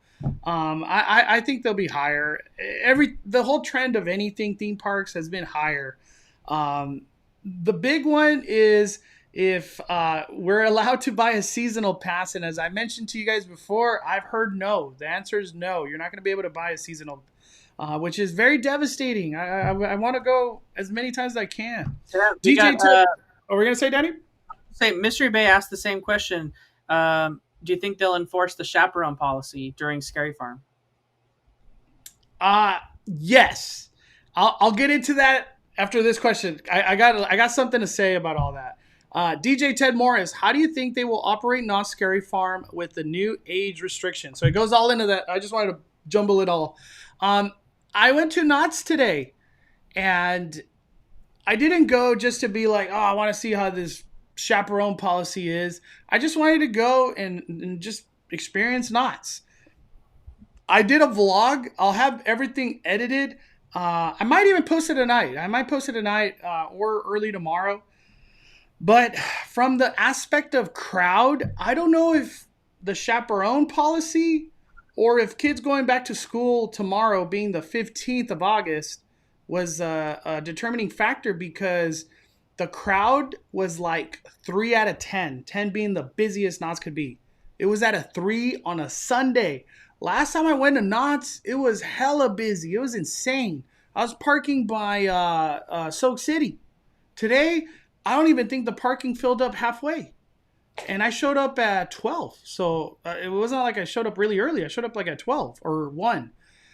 I feel like now that the chaperone policy is like a factor, I have a feeling that they will sell seasonal passes. I know I said earlier that I've heard no, but from my perspective, now that there's a chaperone policy, and let me tell you, this will be in my video too that I'll post later. They're enforcing the chaperone policy. Like they stop people at security and ask them, "Hey, what's your age and how big's your group?" Because you can only have so many people with you, and then it has to have a chaperone. That's the whole point of it. And another thing that I did see, they enforced the policy in the parks. Because we were walking by and it was a group of kids, and they were calling their chaperone, I'm guessing, and then the security guard also, like he was like confirming, like, hey, who's your chaperone? Where's your chaperone? And I was like, damn, dude, Knott's is like on it. And let me tell you one thing too, at the very entrance of Knott's, security has been bumped up big time. I was like, wow. So Knott's, in the process of building trust with their fan base and the guests that come, I feel like they're doing a good job. I really do. And I'll talk a lot more about all that in the video I'll be posting later down the line, today or tomorrow. Let me see. Chrissy says, hi, everyone. At Disneyland right now. Everyone is talking Magic Keys and wondering what's to come. Got a black calf cold brew. Damn, I wish I was drinking one of those. And they don't have the regular recipe. New cream sinks to the bottom. Heads up. If they change the recipe, I don't know if it'll be as good. Because the original was delicious. Let me see. I'm just reading the chat right now. Let me see. FL Vlog says, yeah, back to school definitely made more parks more calm. I was over at Universal on Friday, and all the rides were 20 to 30 minutes. Yeah, I have a feeling that's back to school's a big factor right now. All right, Danny, anything you want to talk about that we haven't talked about already? No, we discuss like everything there could be about Magic Keys and D23. I would just say for the D23 Expo, if you are going, take a chance to look over obviously we already talked earlier at the very, very beginning of the show, if you came late, definitely make sure that your passes are transferred to everyone that they need to be transferred to tonight. Remember, if you have more than one pass, only one lottery entrance into the lottery system for the panels per account. And if you have 3 passes sitting on your account, that doesn't matter. It's only one entry into the pass system. So if you're trying to get more entries into the lottery, you need to transfer those 3 tickets sitting onto your account onto other people's accounts so that you can have more chances into the lottery. And remember, if you get picked for the lottery, you're only allowed 1 guest as your +1. And it doesn't matter if you have like 4 people in your family. So you have to kind of like figure that out. You know what I mean? It's a little bit tricky, but definitely do all the transfers. It has to be done by the end of day today. So maybe I would say make sure it's done before 9 p.m. So about an hour from now, just in case it's on East Coast time. But you're supposed to be able to do it up until the end of day today. So definitely do that. But there's a couple panels I wanted to talk about that are like one in specific that like I'm really interested in, and I feel like it could really usher in like a whole new thing for Disney parks, and I'm really kind of excited about it. And you had the schedule up like a second ago, and it was like the first one that was listed, and that's the one that I'm like really wanting to do. It's that one right there. Inside look of the Society of Explorers and Adventurers, so the SEA. We've been hearing about this. If you're a big Disney fan and like big on Disney Twitter or anything like that, you've been hearing a lot of people talk about this. SEA is like a kind of like a thing that's going to be a bigger deal at the parks in the future. So even one of the ex-Imagineers, because we did go through a period where we lost a lot of Imagineers more recently when Disney announced they were moving that department over to Florida, and the cast members that didn't want to go to Florida were choosing to leave the company. There was a couple of them that were involved with this that mentioned that we should go to this panel, that it's important that you go to this panel. So, however, if you're going to the Disney 100 kickoff and the Disney Legends ceremony, you cannot go to this panel because it's at the same time. So you have to make the choice which one's more important. If not, if you get picked at the lottery, you don't really have a say, right? You're just. I know that's the thing. The D23 panels, you could choose what you want. That don't mean you're gonna get it. It's all random. Right. Yeah, this one is an inside look at the continuing development of the Society of Explorers and Adventurers, what it means in the Disney parks, and how these stories are going to continue to grow. Disney Imagineers are joined by Julie Kakagawa and talk about her first 2 books in the series of novels that tie into the lore of SEA. So there's been some like rumors that different things were added to different attractions to kind of tie them all together, that all these movies that are coming out based off attractions like Jungle Cruise, we have a movie coming out for Big Thunder Mountain, we have a movie coming out for Haunted Mansion, we have a movie in the works for the Matterhorn. So there's a lot of attractions that are going to have their own movies. I don't know if it's going to be on Disney Plus. I think there was even something about an SEA television series coming to Disney Plus eventually as well too. But SEA could definitely tie into the parks in a big way, especially when it comes to like Magic Band Plus and like the gamification of parks. So a lot of fun things, but there's even ties and hints to SEA in the parks now. Someone mentioned like there's some new props that were added to Haunted Mansion that tie it to SEA. And there is a blatant prop that's inside the queue at Jungle Cruise. Because I don't know if you remember, Mondo, but like when the parks reopened, Jungle Cruise, remember, had its refurb and was closed for a while. And when it reopened and we all went on Jungle Cruise, there was a crate in queue on the bottom part. So downstairs of Jungle Cruise, there's a crate that says SEA on it. And it has a period after each one. So it's for the Society of Exploration and, Adventure, stuff like that. So it's for that. I don't know how this is all tying in, but they're dropping clues for it everywhere. Yep, there it is right there, the SEA. So they're dropping clues for it all over the place. And somehow it's supposed to tie in all these stories. This author's books also tie it in. So I'm really interested in this, and I feel like they're going to drop something really big in this panel that kind of talks more about it. So I'm interested in where it'll go. and how it's going to change. And I feel like if we have an ex-Imagineer telling us, hey, I think you should go to this panel, like, to me, that's like maybe I should go to try to go to that panel. So I feel like is SEA too complicating though? Because I feel like they're dropping this on a fan base. It's like, what the heck is SEA? I think it's going to be really fun, and people that like really like to get into that kind of like secret society, like kind of like conspiracy theory type thing. I think they're the ones that are really going to gravitate towards this, and like kind of like, oh, I'm in the know because I know about the SEA. So I feel like it'll be a fun thing, you know, and maybe it's a way for Magic Key holders too to have more fun at Disneyland, or guests who can't go as often. Yeah, to kind of like to tie in all these movies to have something to look forward to whenever. And we've said it 1,000 times, Disney Plus is the ruler, dude. It's wherever Disney Plus goes, that's the direction. Super chat from Antonio. Mondo, I work for a huge consulting company that works closely with Disney. I think our passes will expire, whatever that means. I hope not. I like having a key, but if it happens, I'm okay with it. I feel like I've got to the point where it's like I just accept it. It's just, I guess Disney doesn't want to do keys or any pass. What can we do? But thank you, Antonio. I hope that's not true. I definitely too, Mondo, want you to pull up before we go. Because I know we're getting close to that 2-hour mark, but there's someone mentioned in the chat, and I wanted you to bring it up. I know we were talking a lot about Disneyland today, but we already showed a trailer for Scary Farm stuff.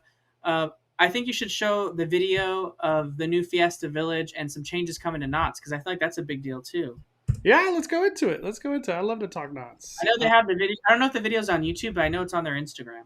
Oh my gosh, they dropped concept art, dude. What? This is on the website.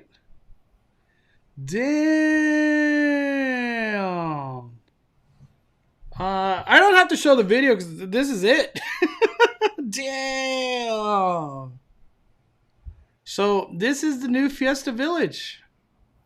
Wow. That's my only reaction to this is wow. The big things that are coming is this area is like going to be brand new. They're putting a new stage. Oh man, I'll show a picture in a little bit that I feel like it's going to trigger some people that are Knott's fans. But this looks incredible. I'll see if I could, or do they have? Oh, they got it right here, Daddy. They got it right here. There we go. Yeah, let me play this video.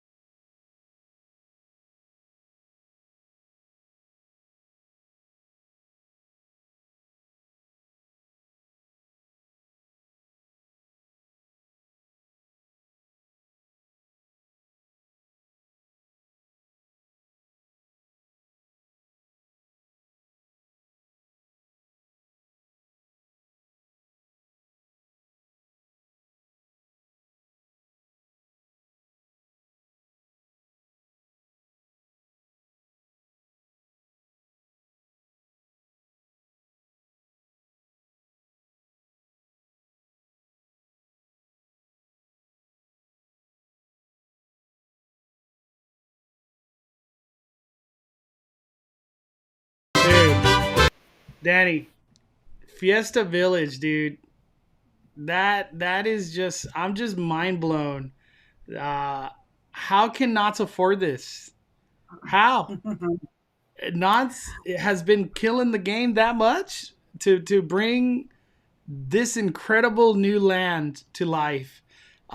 Before you say anything, Disney, you messed up by not creating a Coco Land, because this is like the inspiration I'm feeling out here at Fiesta Village, and this is going to be a great addition for the next 25 years at Knott's Berry Farm. It's incredible.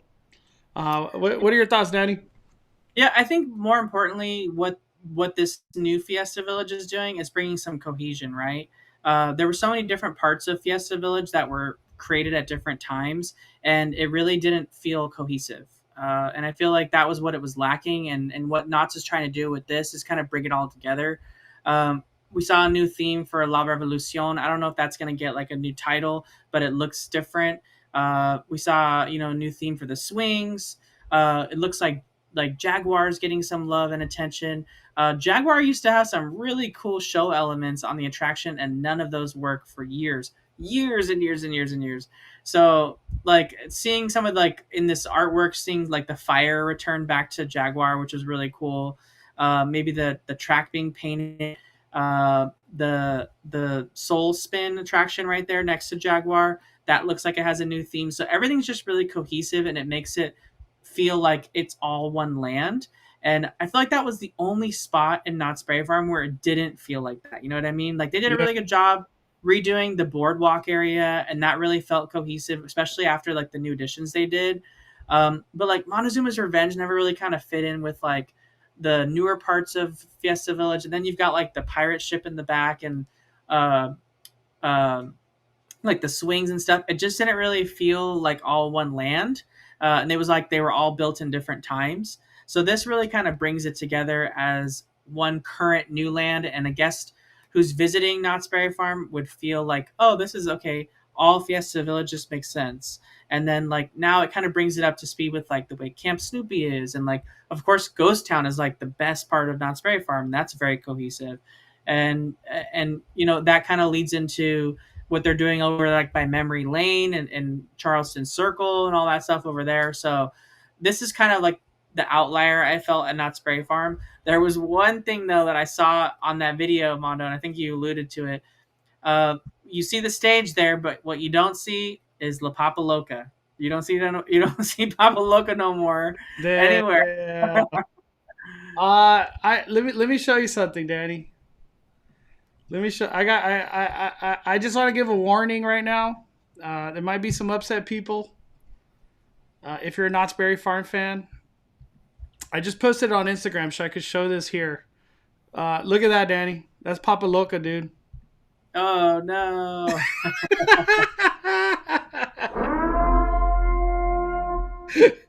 That is what Papa Loca looks like, dude. That don't look like something that's coming back, I'll tell you that much. Damn, Papa Loca gone, dude. I don't think Papa Loca's coming back. I don't think. If you're not a Knott's fan, Papa Loca is like one of the top, always busy restaurants at Knott's Berry Farm, and it's on the meal plan. So, yeah. All right, let's keep the conversation going. We got some questions before we get on out of here. We got Benjamin on the subject of nighttime spectaculars with Main Street Electrical Disneyland Forever leaving early September 1st. Get your nights in.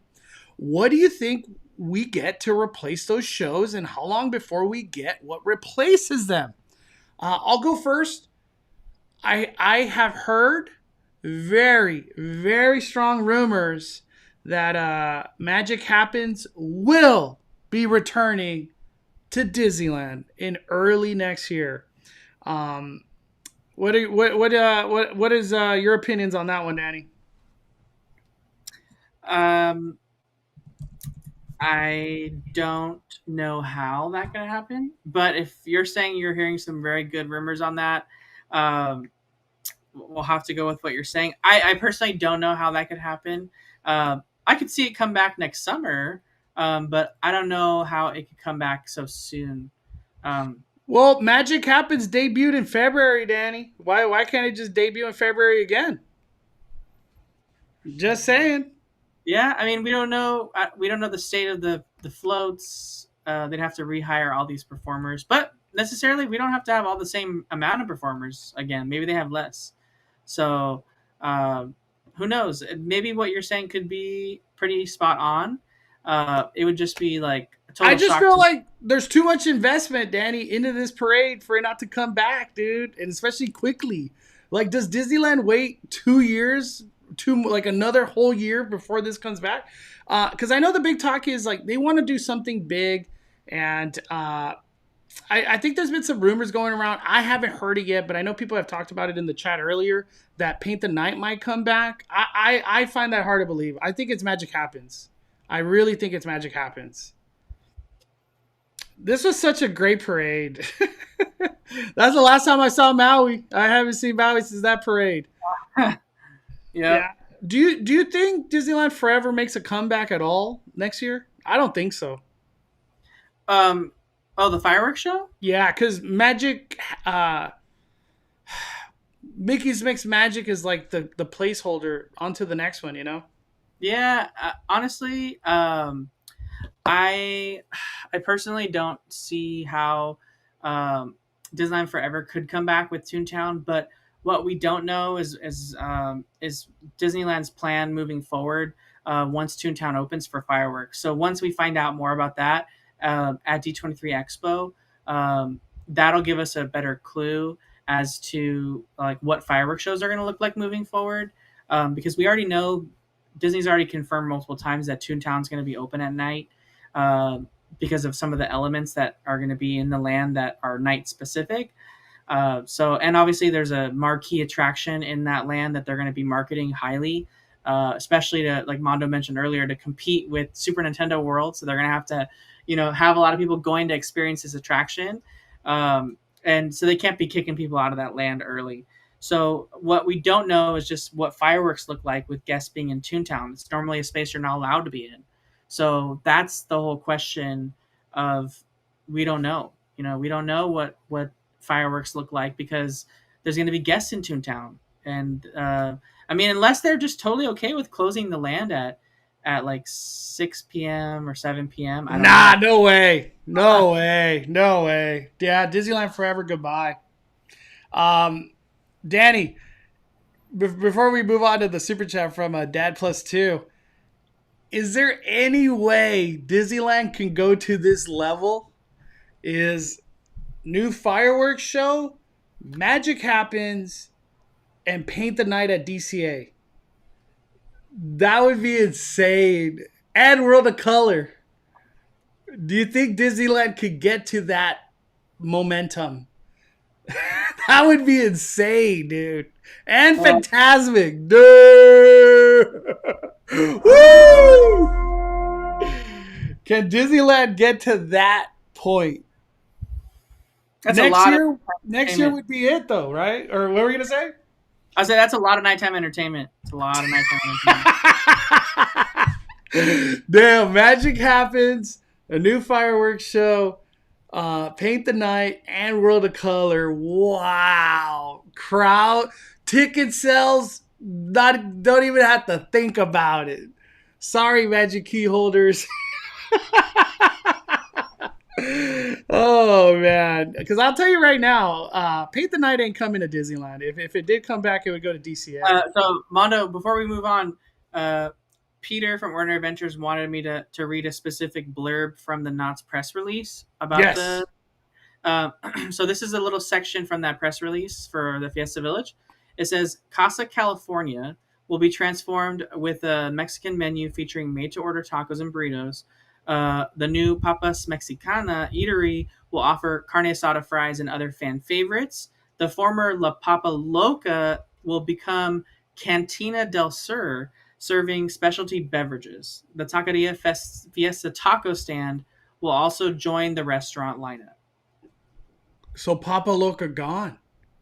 Yeah, they're going to be serving Papa Loca-like food at a new restaurant called Papas Mexicanas. So that's not Papa Loca, dude. Peter, thank you. Damn. Yeah. Whoa. Thank you, Papa Loca, for all the great memories. And we're on to the future. This is a great transition into this question. Dad plus two. Hey, fellas, it's been a minute. Thoughts on Knott's next move after Fiesta Village refurb, considering they're practically refurbing everything on property since 2013, including the hotel. We haven't talked about that yet, too. And we'll definitely get into that right now. Where can Knott's go, Danny? Where do you think Knott's can go? Well, I think we already both know where it's going to go. We have a big milestone coming up for Knott's Scary Farm. So I feel like all the budget for after this is going to be on whatever's coming new to Knott's Scary Farm. And you better believe that this new Fiesta Village that they're going to have is going to be a part of that. So, and maybe they bring some new interactive experiences to Scary Farm. Maybe we see the train become something that you can do during Scary Farm, like a ghost train or something. Yeah, I've never seen the train like this be in the promos. That's pretty cool. I think I'm just going to throw it out there. Might as well throw it out there. It's Speculation Sunday. Ghost Town expands. And we get new land to the extension of Ghost Town. Because Ghost Town's their bread and butter at Knott's Berry Farm. That's like the heart of Knott's is Ghost Town. I don't know about another roller coaster coming and all that. But I would hope that new attractions do come. And especially to the level of like the current times, I wouldn't want like some like floor ride or something like that. I hope it's something grand, something big. Knott's obviously has money. The Cedar Fair engine is definitely firing on all cylinders. Because I've said this before in other conversations. It's unbelievable how hard Knott's is going with the funding of bringing back to current times things that have got old. One key thing is the hotel that I'm showing right here. Knott's Berry Farm posted this 2 days ago. The Knott's Berry Farm Hotel is set to begin major renovation, and Historic Parks Hotel transformation will include upgrades to all 322 guest rooms, common areas, conference facilities, and an outdoor banquet venue, all paying tribute to the park's founder, Walter and Cordelia Knott. The hotel will remain open during its remodel. It's incredible. I just don't know. Will include upgrades to all 322 guest rooms. Oh, there we go. I don't know how Knott's is doing this. It's incredible. I think their next big move is expand Ghost Town. That's what I would say. I was just gonna say, do you think does this mark the end of Amber Waves? Yeah, Amber Waves goodbye. I don't know what they would call it. I couldn't even guess that one. Yeah, Amber Waves. No way it's called it's called that when it resurfaces again. I find that hard to believe. We got Sam Reyes with the super chat. Is HHN all that scary? I may be possibly going for the first time in October. Is it worth the visit and possible trauma? I think HHN is terrifying. That's my opinion. I know I laugh a lot when I go through mazes, but that's how I react to being scared. I just laugh. HHN is worth the money. It's worth the visit. If you're going, Sam, and this is your first time, I like, with all sincerity, spend the extra money and get front of the line. And I promise you'll be like, wow, that was so worth it. The weekend was 3 hours. And Legends Collide has been an hour and a half all day over here at the lower lot. You don't have time as a regular ticket. Especially you go on a Friday or Saturday, there's no way you do everything. It's very hard, very hard. Is it worth the trauma, Danny, on your end? First time. Absolutely. It's such a fun experience, and the trauma is the fun, right? You get like, you overcome your fears, and you just at some point you have just a fun time at these events. So I recommend it for sure. And HHN's a good kickoff to start off at. So, but thank you, Sam. Daniela says, do you think they're going to combine Jaguar Ride with Montezuma's Revenge? Somebody mentioned to me that earlier. I'm going to say no, but that would be freaking incredible if all of a sudden you get this just a way longer ride for Montezuma's. I just hope maybe Jaguar gets some updates, just some more love. But that would be cool, Danielle, if they did that. Let me see. Dad Plus 2 also says Jaguar had fire and fog effects. The pond was removed. Smaller ones were added. 2 family restrooms added. White wall added behind the Hat Dance arcade is gone, replaced with indoor seating. So just big moves always happening for Knott's Berry Farm. Let me see. You got a super chat from DMake D3. And they said, I hope you do a D23 after show coverage. Oh, dude, D23 coverage is going to be unreal. And I hope we can have Danny as much as we can, because the thing that's hard for Mondo is that he's going to be juggling 2 events. I'm not doing that. I'm not doing anything that has to do with anything else other than D23 that weekend. I'm waiting for HHN the following weekend. So Mondo's going to be braving that without me. I will not be going. I'm going to sleep extra now. So come September, whatever time, it's going to suck. Oogie Boogie Bash, HHN, D23. It's going to be unreal. But you know what? I live for that moment. I live for a week like that. To me, it's you wait for it every year. It's like, it's go time. Like, it's Halloween, baby. We got a super chat from regular Josh 1. Does anyone know if Tale of a Lion King stays beyond summer season? They haven't mentioned an end date for that.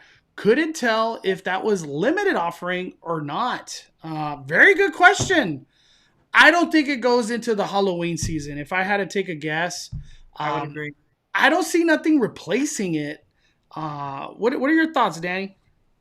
Yeah, they made it sound like it was going to be temporary and that it was part of the Celebrate Soulfully, like summer season type thing. So it did seem like it was going to be ending. And I know the cast members that work the show are all third-party vendors. They're not like Disney entertainers that Disney's hired. They're an excellent outside vendor that is excellent at their craft and doing these stage show performances. And I don't think that Disney would kind of just keep them on indefinitely. They probably had like a contract set in place for like how long they were going to do it. They probably would definitely use this crew again in the future to maybe even bring back the show or something similar. So yeah, or it could always go Hyperion, new show to Hyperion. We all want the Hyperion to come with something. Yeah. I hope we missed that air conditioning. I hope Fantasyland Theater, if Tale of Lion King does move on, I hope something does come for Halloween season. It's the perfect place to be, like a Halloween show. I don't know what they could do. I know the quick answer is Hocus Pocus, but I feel like that's going to be saved for Oogie Boogie Bash. I don't know what could come there for Halloween. Honestly, let me just be honest. You know what could come there for a Halloween? A Fab Five, Mickey, Goofy, Donald, Daisy, all of those could, Chippendale, all them doing like a sing-along fun show with characters, a bunch of Halloween character show. I think it would be a humongous hit. That would be unstoppable if they created that. It would be so much demand. Why do people keep saying this? Paint the Night floats and costumes are being delivered as we speak. Where's all this coming from? Where? I don't know any of this chisme. Can someone enlighten me on this Paint the Night chisme? No way Paint the Night comes for Halloween. And it's definitely not coming for Christmas.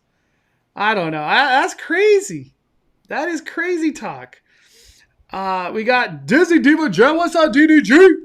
Toontown Mixed Magic, that would be dope. Similar idea to what they do at studios in Florida with projections and railway. Can you see that happen? That was the true intent of Mickey's Mixed Magic, is to do projection show over there at Toontown at night. That it would make total sense. Yeah, like Toontown coming to life at nighttime, like even more so than during the day. Yeah, I could see them doing some projection mapping on some of the buildings. Setting some things to life, or even not even the buildings, but maybe like the big hill that covers the giant building. I was gonna say, similar to how they do. We don't talk about Bruno right now. They could just transfer that technology into Toontown. Yeah, Man, that'd be cool. That'd be cool. Amber Waves have some great steak fajitas at Knott's Berry Farm. Don't miss out on those. Diane says they did a scary train 20 years ago. Wow. So they have done it. They have done it. Oh, okay. I did not know that. Jen says the hotel has needed renovations so bad. Danny stayed there before. Danny said it's nice to see it's getting some love. I stayed there last Scary Farm. Let me see. I'm just reading. Jen also said Amber Waves is supposedly going to close in February for 4 months and reopen. I'm assuming it will be under the new country theming they're going for. Wow. Gosh, Knott's is just like, it's unreal. Unreal. Gotta get your last minute Amber Waves in, Mondo. I've got their breakfast burrito. I thought it was delicious. And that little bar, or not the little bar, but the bar they have inside Amber Waves. I love it. I love it. They're always so cool there. They do some really cool stuff for Scary Farm, by the way. Mia Lessa says, what is the show they have in Disney Junior area for Halloween time? I remember seeing it for Oogie Boogie, but not sure if it's also regular park hours. It's only Oogie Boogie, as far as I remember. Yeah, it was like it was a dance party last time, right? Yes. In the Disney area, yeah. Yep, it's just a dance party. They do like spooky, fun songs. If you have kids, I really recommend the Junior Dance Party during Oogie Boogie Bash. It's definitely a hit. Let me see. I'm reading. Mylissa says, did you see the $600 Mickey and Friends plushies? Can you believe we got to that point, Danny? Disney's dropping a $600 plush at Disneyland. They're so much bigger in person than I thought they were. Me too. I saw somebody had a Donald, I think. I was like, what? Yeah, it's like they're like 3 feet tall. They're huge. I feel like when people post it on Instagram, I thought it was like a keychain or something. No, they're big, dude. Those are way bigger. Huge. Let me see. I'm just reading, trying to catch up on everything. If Paint the Night comes back, I will be there opening day because I love Paint the Night. But I would be more excited if Magic Happens came back, in my opinion. All right, Danny, closing thoughts, my friend. Man, we're on the final few weeks for leading up to D23, so definitely keep your eyes out. There's going to be a lot of changes coming, a lot of announcements from Disneyland, and I feel like for you, Mondo, people are going to be seeing a lot of updates. I'm guessing for Scary Farm and for HHN are going to keep bringing that fire leading up to the events. Yep. What's your plan with that? Scary Farm. I'm going to edit it today. I might just post it at night, like at 10 o'clock at night today. But today was a fun Knott's day. I really want to get that video out. I'm going to keep covering Knott's Scary Farm. And I'm really focused, though, right now on Disneyland Halloween and Universal HHN. So lots of really good content coming in all the Halloween, honestly. Another good update, too, Mondo, that since I don't get to go as often as you do, no one's really showed us what any preparation's been done over at DCA for Oogie Boogie Bash. So the only thing I've seen so far is Villains Grove, Danny. Nothing else. That's not to say that tomorrow, freaking Halloween, everything. Oh man! All right, Danny. My closing thoughts. I'm very excited for Magic Key Conversation because it's gonna heat up big time. And we got a couple things on the horizon. Non-Scary Farm to announce their full lineup of whatever's coming this year. HHN to announce all their finishing lineup. They haven't done that yet either. And then Magic Key renewal. We're going to go into a big conversation on however that ends up, positive or negative. I have no idea. So lots to come on the horizon. So stay tuned.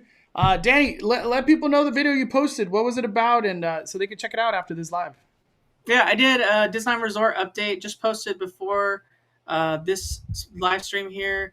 It's going to cover the Disneyland Hotel, Disney's Paradise Pier Hotel. and some updates inside Disneyland and Disney California Adventure Park, and a special update because I finally found out.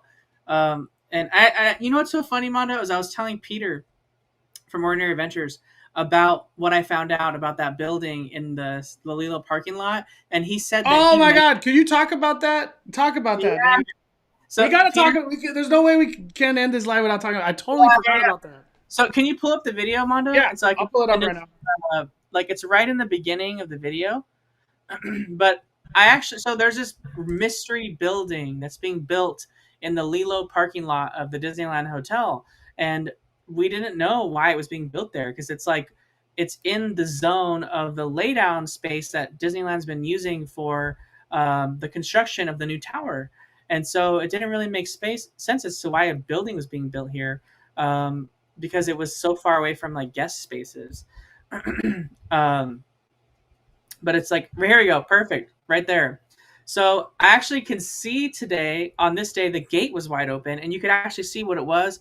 I can say without a shadow of a doubt that this building is a DVC room model of the new tower of the Disneyland Hotel. I thought way back in the beginning that it potentially could, as a speculation, be Earl of Sandwich, like a pop-up location, because Disney said we were going to get a pop-up location in downtown Disney for Earl of Sandwich while it's been removed from its old location next to the AMC theaters.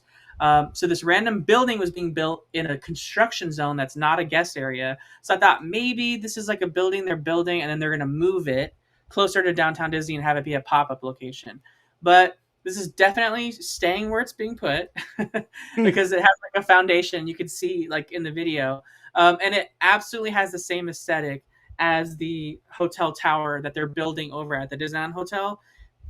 And it makes sense because they always have model showrooms when they're trying to sell a new DVC property. They've got Aulani showrooms just behind the Adventure Tower next to the Disney Resort Sales Center. They've had them there for years. They've got like a 1-bedroom and a 2-bedroom villa to show off, or studio, I think. And they show, the guests there who are interested in Disney Vacation Club. Well, they're going to have thousands of dollars to sell in the new Disney Vacation Club tower at the Disneyland Hotel.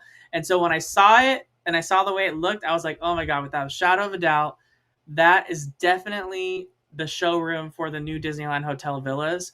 I asked actually a Disney Vacation Club guide today because I'm actually a DVC member myself. So I asked one of the guides at the Disneyland or the Grand Californian when they would be selling this new tower. And he said that they're hoping this time next year is when they would be selling it, but more than likely it's probably going to be before then. So, hey, our DVC favorable guest? Our DVC favorable guest? Oh, yeah, they are.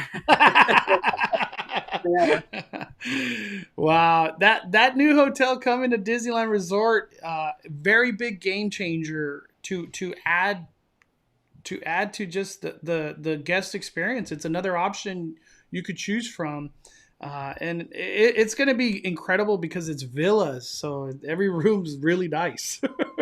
Yeah, and they have some new rooms that the Disney Riviera Resort, which is a vacation club villa resort, completely, like you can't stay there unless you're in vacation club guests get first pick, and if there's any left over, I believe they do sell the rooms, but I don't know how often that happens.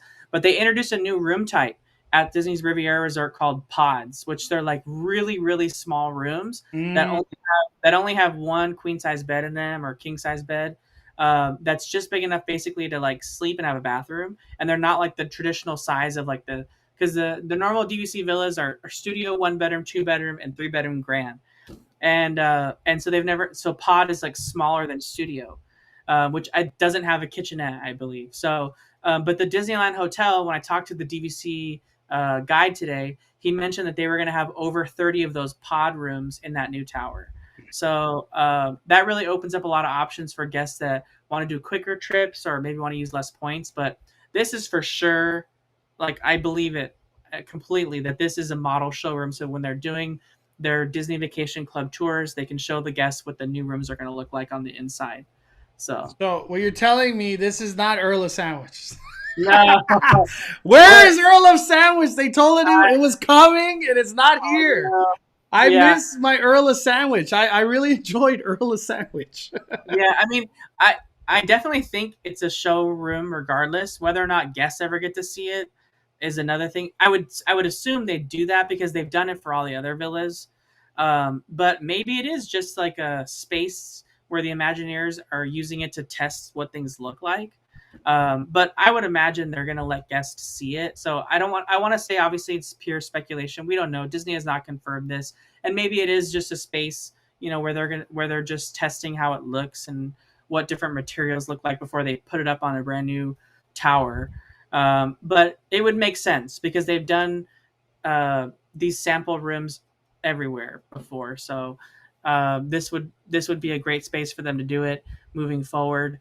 And I know that those rooms are going to sell out fast. So Just imagine the price too for those villas coming to that new hotel, or you're buying property as they call it on DVC. It's going to be an expensive. Everybody's going to be fighting over that one because for the most part, everybody you can only get grand. So now to have two options, it's going to be good. Earl of Sandwich was announced that it was coming back, but that was I feel like 3 months ago or something. It feels like a long time ago.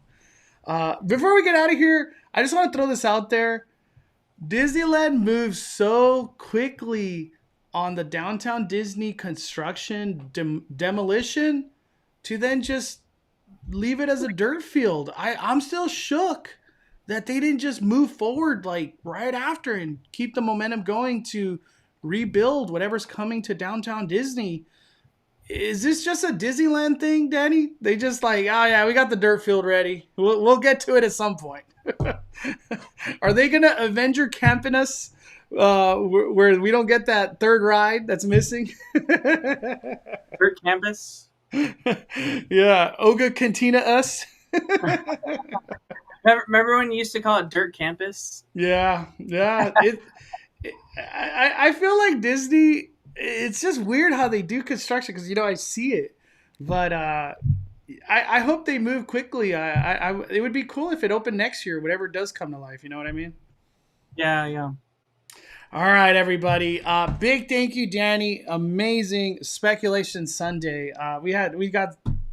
I have a big hunch next week's Speculation Sunday is going to be probably the most fire one we've ever had. There's going to be a lot of announcements coming down this week. But thank you, Danny. Check out his YouTube video that he posted going over a lot of information when it comes down to Disneyland Resort and just hotels as well. Also, stay tuned for my Knott's vlog. It should probably be out today. I'm going to get right on it as soon as this live stream's over. But thank you, everybody. Your kindness and support means the world. Five Fires community, you're so amazing. We got a lot to come for the Halloween season, and I can't wait to hit the theme parks when all that starts. But thank you for watching. Do not forget to hit that like button on the way out, and thank you for supporting the fire. We are firing it down. The Cali Bay, and just as Danny are calling it a day, I'm the main host, Mondo.